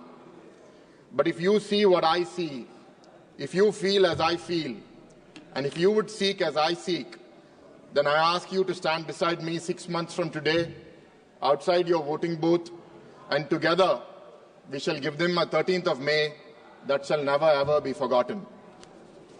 And that's what the people have spoken, sir. We got a historic result of winning 164 seats in the alliance, I think with a vote share margin that was never seen in the history of Andhra Pradesh for over 40 years. But I'd like to go back, sir. What happened? What led to this movement? What led to this epiphany? In 2019, when we lost power and the new government came into force in the state of Andhra Pradesh, we very soon realized that fear became the tool of the government. Demolitions across the state, house arrests, assets being taken away. A recent example is the Kakinada port, which was taken over in a hostile manner. Fortunately, it has been reversed today. Financial and psychological warfare. And as the COVID started, we just saw that continuing. I'd like to make a quote here, sir. All of us were tested. I dare do all that may become a man. Who dares do more is none. From Macbeth. What does that mean? I have a responsibility to stand up and fight, but not to protect myself, but for the state. There was a psychological environment where many people wanted to compromise with the government to ensure that their assets are protected or they are protected. The university that I lead was attacked, and there was an intention to coerce. But with the support of our leader, we stood strong. And as time progressed, I could see that there were many people wearing masks. You wear a mask for too long, you forget who you are beneath it. Many people in society, in the services, seemingly decent people, started behaving differently. And people who were being oppressed, I could see hate building up. It imprisoned many people. But then what I felt was, it's not about giving back that hate. I'd rather die than give up. And what freedom is worth is that it is worth dying for. These few fighters, our leaders, our cadre, our well-wishers across the state kept us going. And all we realized is that we need an inch. An inch is all we need of hope to fight. And aiding our leader, Chandrababu Naidu Garu, we had our young leader, Mr. Lokesh, start his Padayatra on January 27th and continue that over 3,132 kilometers. We had Mr. Pawan Kalyan fighting against the oppression of the government and speaking up for those who didn't have a voice themselves.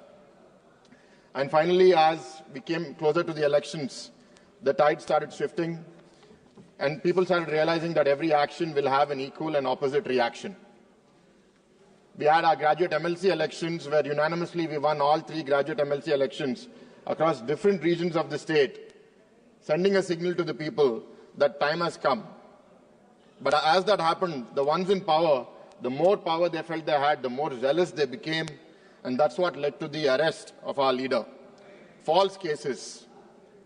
I had to argue with some people who were supporting the government that if there is something wrong, they will arrest you. And as I debated with a friend of mine on what is right, what is wrong, I found myself wondering that there is no absolute right and absolute wrong as we work in this world, in this Kali Yuga. There are some mistakes that are there on both sides. But more than individual right and wrong, there is something that the collective people will decide is right or wrong. And that's what the people have shown, sir. In Andhra Pradesh, they are given an overwhelming mandate for change. The opposition here in the central government have made many accusations against the government that we are a part of today. My question to them is, the population have decided, in spite of all these allegations, that India is in the safe hands of the NDA with the leadership of Narendra Modi ji, in the alliance with the Telugu Desam Party, the Janasena and all other alliance partners from all over the country. difficult times test our democracy, but people have believed in our institutions. So there's a popular saying that I get reminded of. We may have lost in 2019. So this saying goes, you can fool some people all of the time, or you can fool all of the people for some time, but you can't fool all of the people all of the time. And I'm glad that people have showed up and have given us the much needed relief to put the state back on track. I'm thankful for all the support. We have won the elections. We are here in front of you representing the government. And I'd like to come back to the Macbeth quote. I dare do all that may become a man. Who dares do more is none. I see an environment where people want retribution, revenge, but I feel that it's time to fulfill our responsibilities. Yes, to restore balance and justice, but not to go overboard. If we behave the same way that the government before behaved, then we are disrespecting the mandate that has been given. The state needs more than that. It needs hope for our citizens, for our youth. I'd like to conclude, sir. I don't know how I saw this movie last night as I was speaking on the President's address today in the Parliament. And as I've been in this journey long enough, I realized that coincidences don't happen just by chance. There is something greater at play. My takeaway, sir, is that when the intentions are good, when the intentions are pure, the universe reciprocates. And I think that it is reciprocated here also. With a renewed resolve, as a team, we are going to work together to build a better Andhra Pradesh, to build a better India and a better democracy for all of us to thrive in. Thank you for this opportunity. Thank you. Sri Deleshwar Kamath. Deleshwar Kamath. आदरणीय सभापति महोदय, आपने मुझे महामहिम राष्ट्रपति जी के अभिभाषण पर धन्यवाद प्रस्ताव पर चर्चा में भाग लेने की अनुमति दिया, इसके लिए बहुत बहुत धन्यवाद। महोदय, माननीय प्रधानमंत्री जी का यह तीसरा कार्यकाल चल रहा है। देश आर्थिक प्रगति के पथ पर आगे बढ़ रहा है। जल्द ही भारत विश्व की तीसरी अर्थव्यवस्था बनने वाला है। यह माननीय प्रधानमंत्री जी का संकल्प है। इसी संकल्प को पूरा करने के लक्ष्य के प्रारूप को महामहिम राष्ट्रपति महोदया अपने अभिभाषण में देश के सामने रखी है। देश में आर्थिक काल चल रहा है। अभी हाल ही में संविधान को अपनाने की 75वीं वर्षगांठ बनाई गई है। यह हमारे राष्ट्र के लिए गौरव की बात है। महामहिम राष्ट्रपति जी ने देश की आर्थिक उन्नति का रोड मैप के साथ सरकार के कार्यों की लेखा जोखा को सबके सामने प्रस्तुत की है। आज सरकार का मूल मंत्र सबका साथ, सबका विकास, सबका विश्वास और सबका प्रयास परिलक्षित होता प्रतीत हो रहा है। आदरणीय सभापति महोदय, नीति आयोग की रिपोर्ट और सरकार के प्रयास के कारण ही वर्ष 2024 तक देश में करीब 25 करोड़ लोग गरीबी रेखा से ऊपर उठ चुके हैं और अपने जीवन में आगे बढ़ रहे हैं। यह उल्लेखनीय प्रगति है। आयुष्मान योजना के तहत 5 करोड़ परिवारों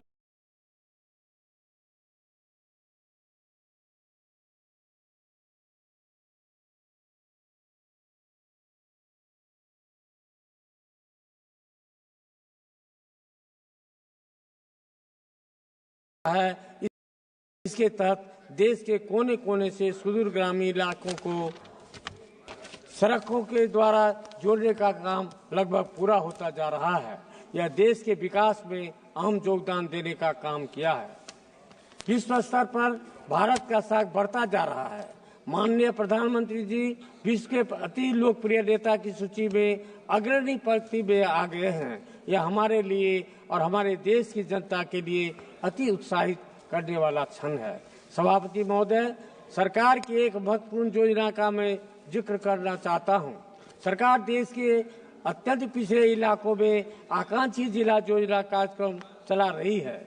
इससे देश में 112 जिलों को लिया गया है और मेरे राज्य बिहार में 13 जिलों को शामिल किया गया है। इसे बढ़ाकर बिहार के सभी 38 जिलों को शामिल करने की आवश्यकता है। सरकार द्वारा 500 ब्लॉकों को आकांक्षी योजना में शामिल किया गया है। जिसमें से बिहार में 61 ब्लॉकों को शामिल किया गया है। इस कार्यकाल से पिछड़े इलाकों के स्वास्थ्य, पोषण, कृषि, सामाजिक विकास और शिक्षा के क्षेत्रों में विभिन्न मापदंडों उल्लेखनीय प्रगति हुई है। माननीय सभापति जी, महामहिम जी के अभिभाषण में ऐसे राष्ट्र के निर्माण की परिकल्पना की गई है जो अतीत के गौरव से जुड़ा है, जिसमें आधुनिकतावाद का हर स्वर्णिम अध्याय है, जो आत्मनिर्भर है और जो अपने मान्य दायित्वों को पूरा करने में समर्थ है तथा मध्य वर्ग भी वैभव से युक्त है। माननीय सभापति जी, भारत के यशस्वी प्रधानमंत्री आदरणीय श्री नरेंद्र मोदी जी के दूरदर्शी एवं प्रगतिशील आर्थिक नीतियां एवं योजनाओं जो समाज के अंतिम व्यक्ति के साथ सभी वर्गों को समानांतर एवं सार्थक लाभान्वित करती है, इसके लिए मैं आदरणीय प्रधानमंत्री जी का हृदय से हार्दिक अभिनंदन और आभार व्यक्त करता हूं। सभापति महोदय, मैं अपनी बातों को समाप्त करते हुए सरकार द्वारा 25 करोड़ गरीब लोगों को गरीबी रेखा से बाहर निकालने में सफलता हासिल किया है, उसके लिए बधाई देता हूं और विकसित भारत के निर्माण के लिए देश के गरीब, युवा, नारी शक्ति और किसान कैसे सशक्त होंगे, इसका सरकार इसके लिए प्रतिबद्ध है। इन्हीं कामनाओं के साथ मैं महामहिम राष्ट्रपति जी के अभिभाषण के धन्यवाद प्रस्ताव का समर्थन करता हूं। धन्यवाद। Thank you honourable member Arvind स्वांत।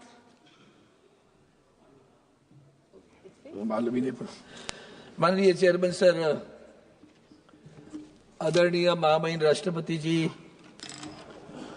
उनके अभिभाषण के अभिनंदन प्रस्ताव पर मैं अपने विचार प्रकट करने के लिए खड़ा हूं और मुझे खेद होता है कि जिस तरह से आदरणीय महामहिम राष्ट्रपति जी ने जो भाषण यहाँ रखा, तो लगा नहीं ये उनके मन की बात है। हम भी जानते हैं कि राष्ट्रपति, महामहिम राष्ट्रपति हो या राज्यपाल जी हो, ये जब भी भाषण करते तो सरकार से लिखित भाषण जाता है, वही उनको पढ़ना पड़ता है। और अपेक्षा थी कि महामहिम राष्ट्रपति जी अपने भी कुछ ख्याल या विचार उसमें प्रकट करेंगी, लेकिन वो तो हुआ नहीं। उन्होंने शुरू में ही प्रयागराज और डॉक्टर मनमोहन सिंह जी के बारे में संवेदना जताई। मैं भी thank you speaker sir for allowing me to speak on the President's address.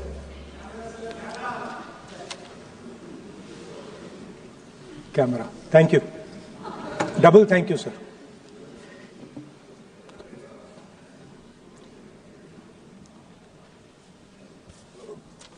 I heard the President's address.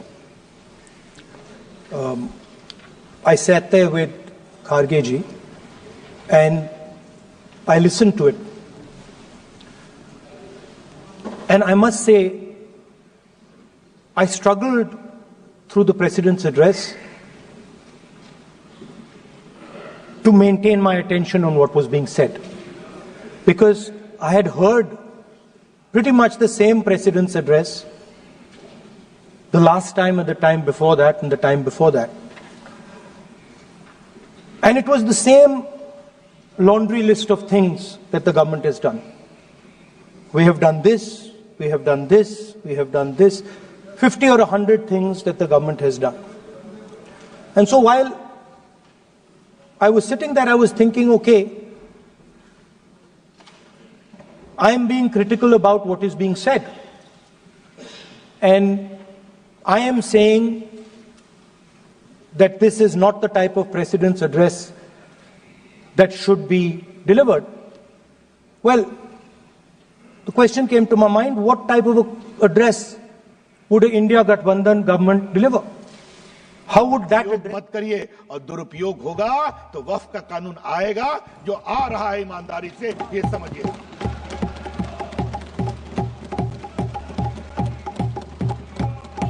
अध्यक्ष जी, मैं इतना ही कहूंगा, महामहिम राष्ट्रपति जी का भाषण समग्रता का है, सर्वव्यापी, सर्वस्पर्शी, ऑल इनकम्पासिंग। जहां गरीब की चिंता है, जहां बदलाव की चिंता है, जहां भारत के आर्थिक विकास का आत्मविश्वास है, भारत की सेना सुरक्षा के बारे में एक नया संकल्प वो मोदी जी की सरकार के द्वारा दिखाई पड़ा है।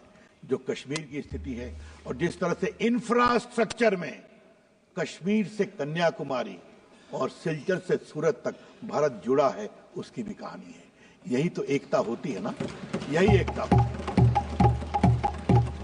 आज कोई निकलता है सूरत से तो मन करता है चलो गाड़ी से ही कामाख्या चले जाएं, दर्शन करके आ जाएं।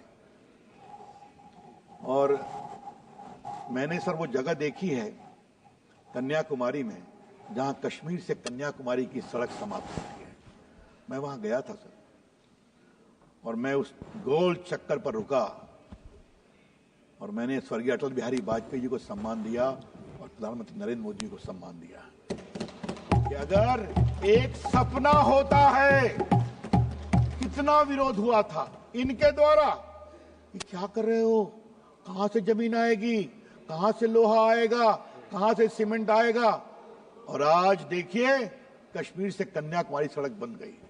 और देखिए सर, विकास की भूख होती है तो पार्टी के काम से मुझे 5 आसाम की लोकसभा देखने का दायित्व मिला था।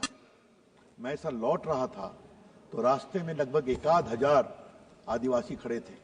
कहे कि आप आए हैं, हमारी इस नेशनल हाईवे में 25 किलोमीटर नहीं बना है, बनवा दीजिए। हमने पहले विरोध किया था। ये होता है विकास की भूख, जब ईमानदारी से उसको काम किया जाता है।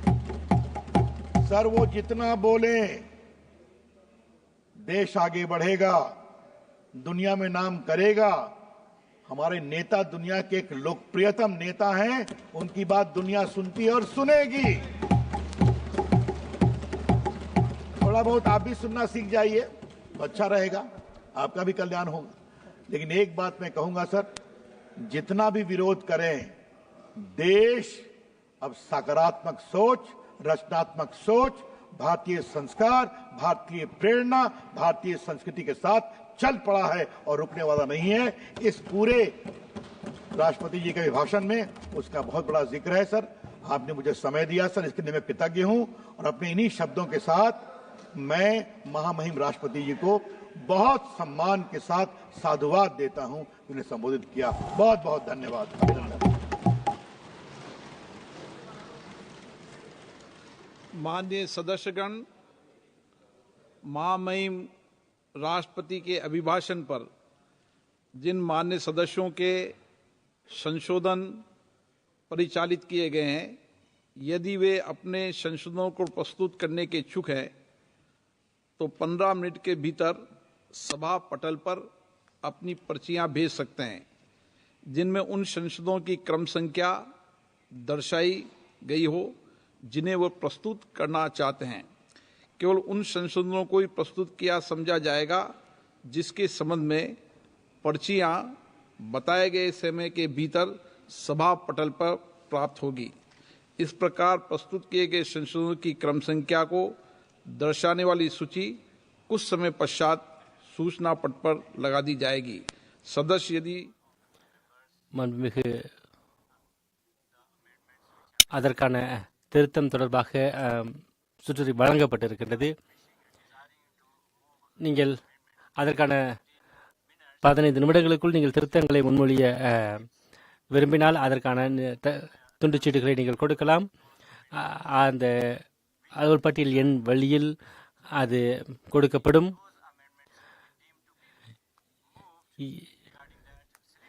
இது முன்மொழியக்கூடிய அந்த திருத்தங்கள் தொடர்பான துண்டு பிரச்சுரங்கள் என்பது அந்த குறிப்பிட்ட நேரத்திற்குள் உங்களுடைய பிரச்சுரங்களை நீங்கள் கொடுக்க வேண்டும். அந்த ஸ்லிப்பில் அது நோட்டீஸ் போர்டில் இருக்கும். மாண்புமிகு உறுப்பினர்களுக்கு ஏதாவது சிக்கல் இருந்தால் நீங்கள் அந்த டேபிளில் இருக்கக்கூடிய அதிகாரிகளிடம் நீங்கள் தெரிவிக்கலாம். மாண்புமிகு ராகுல் காந்தி அவர்கள்.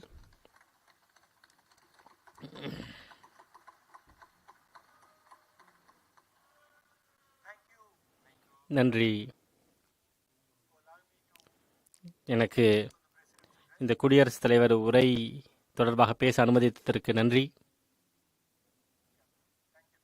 நன்றி, இரட்டிப்பு நன்றி.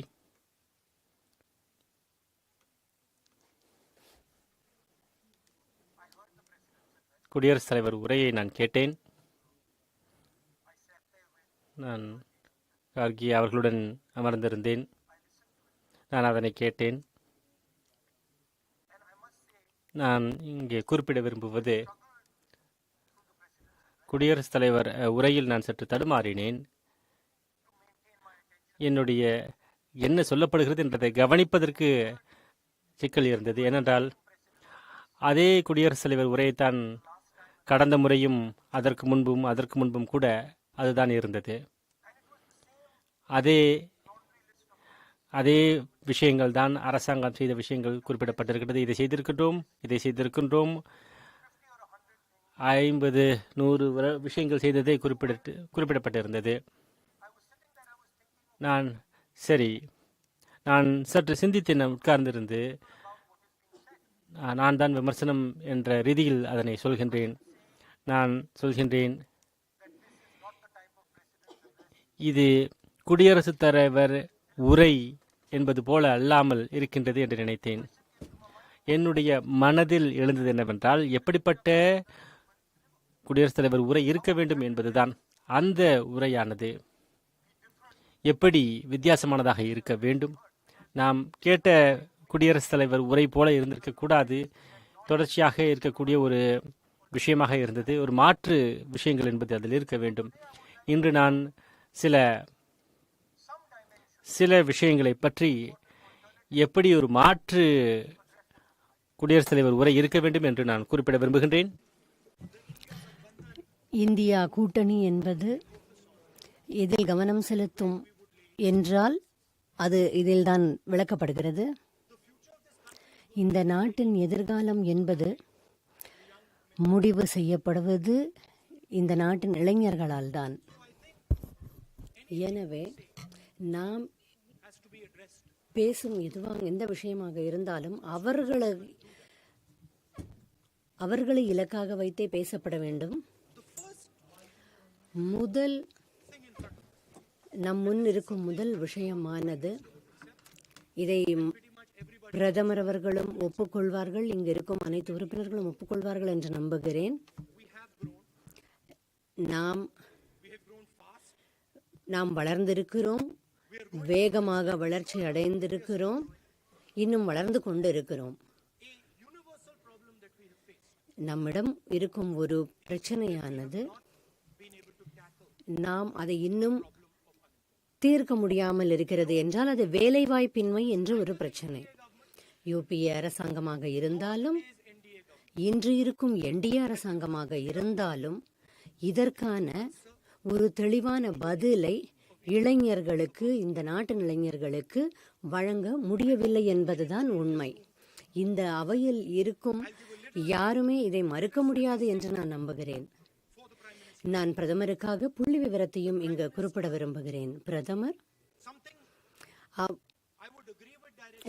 நான் ஒரு விஷயத்தை ஒப்புக்கொள்ள வேண்டும்.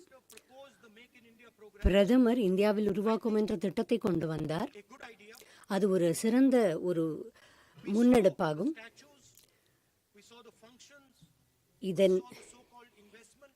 இதற்கான முதலீடுகளையும் இந்த திட்டங்களின் செயல்பாடுகளையும் நாம் பார்த்தோம். அதன் விளைவு இங்கு இருக்கிறது. உற்பத்தி என்பது 15.3 ஜிடிபியில் 15.3 இருந்தது 2014.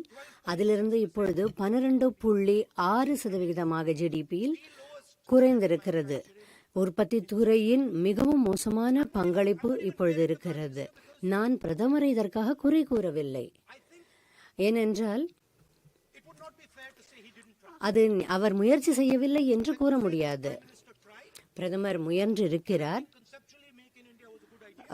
இந்தியாவில் உருவாக்குவோம் என்பது ஒரு நல்ல ஒரு விஷயமாகும். ஆனால் அதில் தோல்வி கண்டிருக்கிறோம் என்பது உண்மையான விஷயம். ஏனென்றால் 15.3% ஜிடிபி என்பதிலிருந்து 12.6% உற்பத்தி துறை சிறந்திருக்கிறது. இந்த நாட்டின் இளைஞர்களுக்கு எந்த விதமான நடவடிக்கைகளால் இந்த பிரச்சனையை நாம் தீர்க்கப் போகிறோம் என்ற பதில் கூற முடியவில்லை. எந்த நாடாக இருந்தாலும் 2 விஷயங்களை முக்கியமாக அமைக்க வேண்டும். ஒன்று நுகர்வு, இன்னொன்று உற்பத்தி. அதாவது சேவைகள். நுகர்வு என்பது சேவைகள், உற்பத்தி என்பது உற்பத்தி துறை, தொழிற்சாலைகள். அது மட்டுமல்ல, வேளாண்மை உற்பத்தியும் உற்பத்தியில் தான் வருகிறது.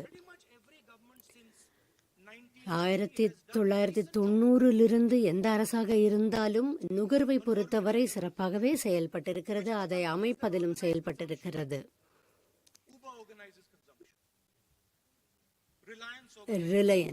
ரிலையன்ஸ், அதானி இவர்கள்தான் நுகர்வை நிர்ணயிக்கிறார்கள். ஆனால் ஒரு நாடாக நாம் உற்பத்தியை சரி செய்வதில் நாம் தோல்வியடைந்திருக்கிறோம். மிகச்சிறந்த நிறுவனங்கள் இருக்கின்றன. மகேந்திரா நிறுவனம் இருக்கிறது, பஜாஜ் நிறுவனம் இருக்கிறது, டாடா இருக்கிறது. இவையெல்லாம் உற்பத்தியில் தான் ஈடுபட்டிருக்கின்றன. ஆனால் இதை சரி செய்வதில், ஒருங்கிணைந்து செயல்படுவதில் தோல்வியடைந்திருக்கிறோம். நாம் என்ன செய்திருக்கிறோம் என்றால், இந்த உற்பத்திக்கான மொத்த விஷயத்தையும் நாம் சீனர்களிடம் ஒப்படைத்திருக்கிறோம். இந்த மொபைல் போன், இதை நாம் இங்கு உருவாக்குகிறோம் என்று கூறுகிறோம், ஆனால் அது உண்மையில்லை. இது இந்தியாவில் உருவாக்கப்படவில்லை, இது இங்கு ஒன்றிணைக்கப்பட்டிருக்கிறது. இதற்கான உதிரி பாகங்கள் அனைத்தும் சீனாவில் உற்பத்தி ஆகிறது. இதற்கான நெட்வொர்க்கும் சீனாவில் செய்யப்படுகிறது. அதற்கு சீனாவிற்கு சொந்தமான நிறுவனமாக இருக்கிறது. ஒவ்வொரு முறை நாம் மொபைல் போனை யூஸ் பண்ணும் போதும், உபயோகப்படுத்தும் போதும், ஒரு பங்களாதேஷை சேர்ந்த ஒரு சட்டையை அணியும் போதும், செருப்புகளை அணியும் போதும், அது சீனாவிற்காக நாம் அதில் ஒரு வரியை கட்டுகிறோம். ஏன்னா சீனாவில் உள்ள ஒரு இளைஞர் இதற்கான ஊதியத்தை பெற்று வருகிறார். நான் கொடுக்க விரும்பும் முதல் செய்தியானது இந்த குடியரசுத் தலைவர் உரை குறித்து. இந்தியாவிற்கு உற்பத்தியில் முழு கவனம் செலுத்த வேண்டிய தேவை இருக்கிறது. இதை செய்யாமல் நுகர்வில் மட்டுமே அக்கறை செலுத்தி கொண்டிருந்தால் நமக்கு பற்றாக்குறை ஏற்படும், தரத்தில் பற்றாக்குறை ஏற்படும். இதன் காரணமாக மிகப்பெரிய பிரச்சனைகளை நாம் சந்திக்க வேண்டியிருக்கும். சமூக ரீதியாகவும் இதை நாம் சந்திக்க வேண்டியிருக்கும். இப்பொழுது சிறைகளில் இருப்பவர்களின் எண்ணிக்கையை பாருங்கள், உள்நாட்டு பாதுகாப்பில் ஈடுபட்டிருப்பவர்களின் எண்ணிக்கையை பாருங்கள், காவல்துறையில் இருக்கும் நபர்களை பாருங்கள். இவை அனைத்தும் அதிகரித்துதான் இருக்கிறது. சமூக பதற்றம் அதிகரித்து வருகிறது என்பதற்கான பிரதிபலிப்பு தான் இது. அடுத்த கேள்வி என்பது, இந்த வேலைவாய்ப்பு என்பது எங்கிருந்து உருவாக்கப்பட போகிறது? இந்த நாட்டின் இளைஞர்களுக்கு நான் கூற விரும்புகிறேன், இப்பொழுது ஒரு புரட்சி நடந்து கொண்டிருக்கிறது. உலகம் முற்றிலுமாக மாற்றமடைந்து வருகிறது. இந்த மாற்றமானது, இந்த மாற்றத்தின் மைய புள்ளி என்ன என்றால், உள்ளிருந்து இயங்கப்படும் இன்டர்னல் கம்பஷன் என்ஜினிலிருந்து எலக்ட்ரிக் மோட்டாரை நோக்கி சென்று கொண்டிருக்கிறோம். பெட்ரோலிலிருந்து பேட்டரியை நோக்கி நாம் சென்று கொண்டிருக்கிறோம். காற்றாலை, சூரிய சக்தி போன்ற ஆற்றல் துறைகளை நம்பி நாம் இப்பொழுது நடந்து கொண்டிருக்கிறோம். இது ஒவ்வொரு விஷயத்திலும் மாற்றத்தை ஏற்படுத்த போகிறது. போர் முறைகள், மருத்துவ சிகிச்சை, கல்வி, நமது உணவு முறை அனைத்தும் இதனால் மாறப்போகிறது. சென்ற முறை இப்படி ஒரு புரட்சி ஏற்பட்ட போது அது கணினி புரட்சியாக இருந்தது. அப்பொழுது இந்திய அரசுக்கு ஒரு சிறப்பான ஒரு குறிப்பிட்ட கவனம் இருந்தது. அது காங்கிரஸ் அரசாங்கமாக இருந்தது. தெளிவாக முடிவெடுத்தோம். நாம் இப்பொழுது கவனத்தை கணினி வளர்ச்சியில்தான் செயல்படுத்த போகிறோம் என்று நாம் முடிவு செய்தோம். அதிலேயே பயணம் மேற்கொண்டோம். அதன் பலனை இன்று நாம் பார்த்து கொண்டிருக்கிறோம். அப்பொழுது மக்கள் சில பேர் சிரித்தார்கள். கம்ப்யூட்டரை பற்றி பேசும்போது சிரித்தார்கள். வாஜ்பாய் அவர்களை நான் மதிக்கிறேன், ஆனால் அவர் கூட இங்கு ஒரு உரையாற்றினார். கம்ப்யூட்டர்களால் இந்தியாவிற்கு எந்த நன்மையும் ஏற்படாது என்று அவர் கூட பேசியிருக்கிறார். ஒரு புரட்சி ஏற்படும் போது என்ன முக்கியமான விஷயம் என்றால், அந்த புரட்சிக்கான உந்து சக்தி எது என்பதை நாம் அறிந்து கொள்ள வேண்டும். எங்கு கவனம் செலுத்தப்பட வேண்டும், நாம் என்ன பங்களிப்பை ஆற்ற வேண்டும் என்பதில் நாம் தெளிவாக இருக்க வேண்டும். புரட்சி என்பது அனைத்தையும் மாற்றப்போகிறது என்று கூறினோம். நமது நாட்டின் இளைஞர்கள் இது குறித்து சிந்திக்க வேண்டும். யுக்ரைனில் போர் நடந்து கொண்டிருக்கிறது. இந்த போரானது இன்டர்னல் கம்பஷன் என்ஜின் மற்றும் மோட்டருக்கு இடையிலான எலக்ட்ரிக் மோட்டருக்கு இடையான ஒரு போராகத்தான் இருக்கிறது. ட்ரோனில் எலக்ட்ரிக் மோட்டர் இருக்கிறது, டேங்கருக்குள் இன்டர்னல் கம்பஷன் என்ஜின் இருக்கிறது. யுக்ரைனில் என்ன நடந்து கொண்டிருக்கிறது? இந்த எலக்ட்ரிக் மோட்டரை கொண்ட இந்த சிறு ட்ரோன்கள் இந்த மொபைல் போனை விட சிறிய பேட்டரிகள் தான். இவை அந்த மொத்த ஆயுதங்களையும் அழித்து கொண்டிருக்கின்றது. அந்த ட்ரோன் என்பதுதான் எலக்ட்ரிக் மோட்டார் அல்லது பேட்டரி. அந்த ட்ரோன் அதில் கேமராவும் இருக்கிறது. அதே போல மின் கார்கள், அதன் பேட்டரிகள் அதுதான் கேமராவாகவும் இருக்கிறது. ரோபோட்களிலும் இதுதான் இருக்கிறது. எலக்ட்ரிக் மோட்டார்கள் இருக்கின்றன, பேட்டரிகள் இருக்கின்றன, கேமராக்கள் இருக்கின்றன. இப்படித்தான் நமது புரட்சி இருக்க போகிறது. அடிப்படையாக 4 தொழில்நுட்பங்கள் இந்த மொத்த மாற்றத்தையும் ஏற்படுத்தி கொண்டிருக்கிறது. எலக்ட்ரிக் மோட்டார்கள், பேட்டரிகள், ஆப்டிக்கல் கேமரா போன்றவை. இதற்கு மேல் செயற்கை நுண்ணறிவு. இந்த 4 தொழில்நுட்பங்கள் தான். இளைஞர்கள் இப்பொழுது செயற்கை நுண்ணறிவு பற்றி மக்கள் பேசிக் கொண்டிருக்கிறார்கள். ஆனால் இதை தானாக அது செயல்பட முடியாது. அதற்கான தரவுகள் இல்லாமல் ஏஐ என்பது ஒன்றுமே இல்லை. இன்று தரவுகள் என்று பார்த்தால் ஒரு விஷயம் தெளிவாக தெரிகிறது. ஒவ்வொரு தரவும் இந்த உலகத்தின் உற்பத்தி அமைப்பிலிருந்து வெளிவருகிறது என்றால், இந்த மொபைல் போனை செய்வதற்கான இந்த தரவு, கார்கள் உருவாக்குவதற்கான தரவு, அனைத்து தரவுகளும் சீனாவிடம் தான் இருக்கிறது. நுகர்வு பற்றிய தரவுகள் அமெரிக்காவிடம் இருக்கிறது. சீனாவின் நுகர்வு என்பது சீனாவிடம் இருக்கிறது தரவுகள். ஆனால் இந்தியாவில் கூகுள், ஃபேஸ்புக், இன்ஸ்டாகிராம், எக்ஸ் போன்ற அந்த அமைப்புகளிடம்தான் நமது நுகர்வு தரவுகள் இருக்கின்றன. இந்தியா இப்பொழுது ஏஐ குறித்து பேச வேண்டும் என்றால் முதலில் ஒரு கேள்விக்கு பதில் கண்டறிய வேண்டும். எந்த தரவு கொண்டு நாம் இந்த ஏஐக்கு செறிவூட்டப் போகிறோம்?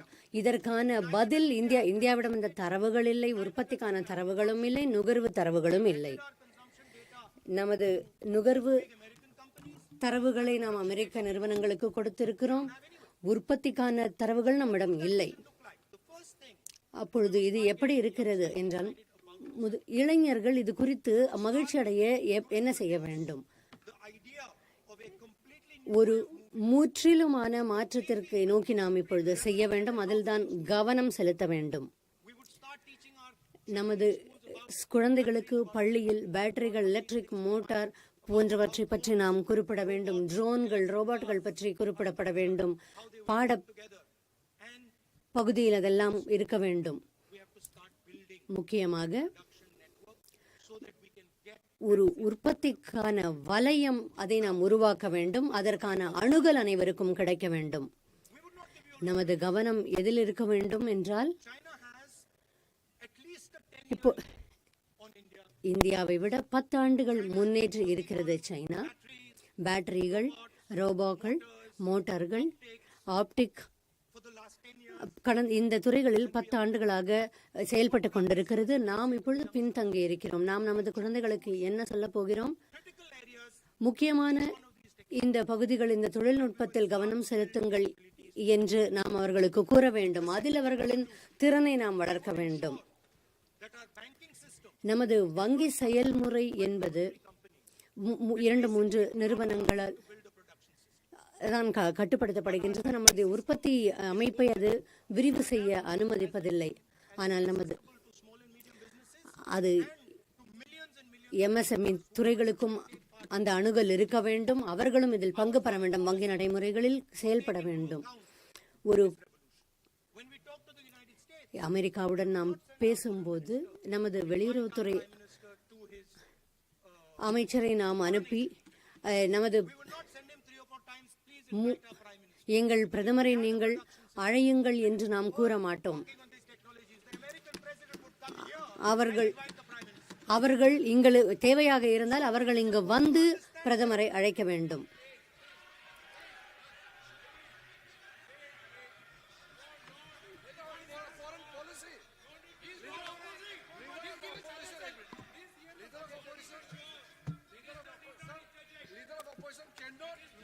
எதிர்க்கட்சி தலைவர் இது போன்ற தீவிரமான அடிப்படை இல்லாத கருத்துக்களை அவர் கூறக்கூடாது. இது இரு நாடுகளுக்கு இடையிலான உறவுகள் தொடர்பான விஷயம். இது சரிபார்க்கப்படாத ஒரு கருத்தை நமது நாட்டின் பிரதமர் குறித்து இவர் கூறுகிறார். இது போன்ற ஒரு கருத்துக்களை எப்படி இவர் தெரிவிக்கலாம்? ஒரு எதிர்க்கட்சி தலைவர் எப்படி தெரிவிக்கலாம்?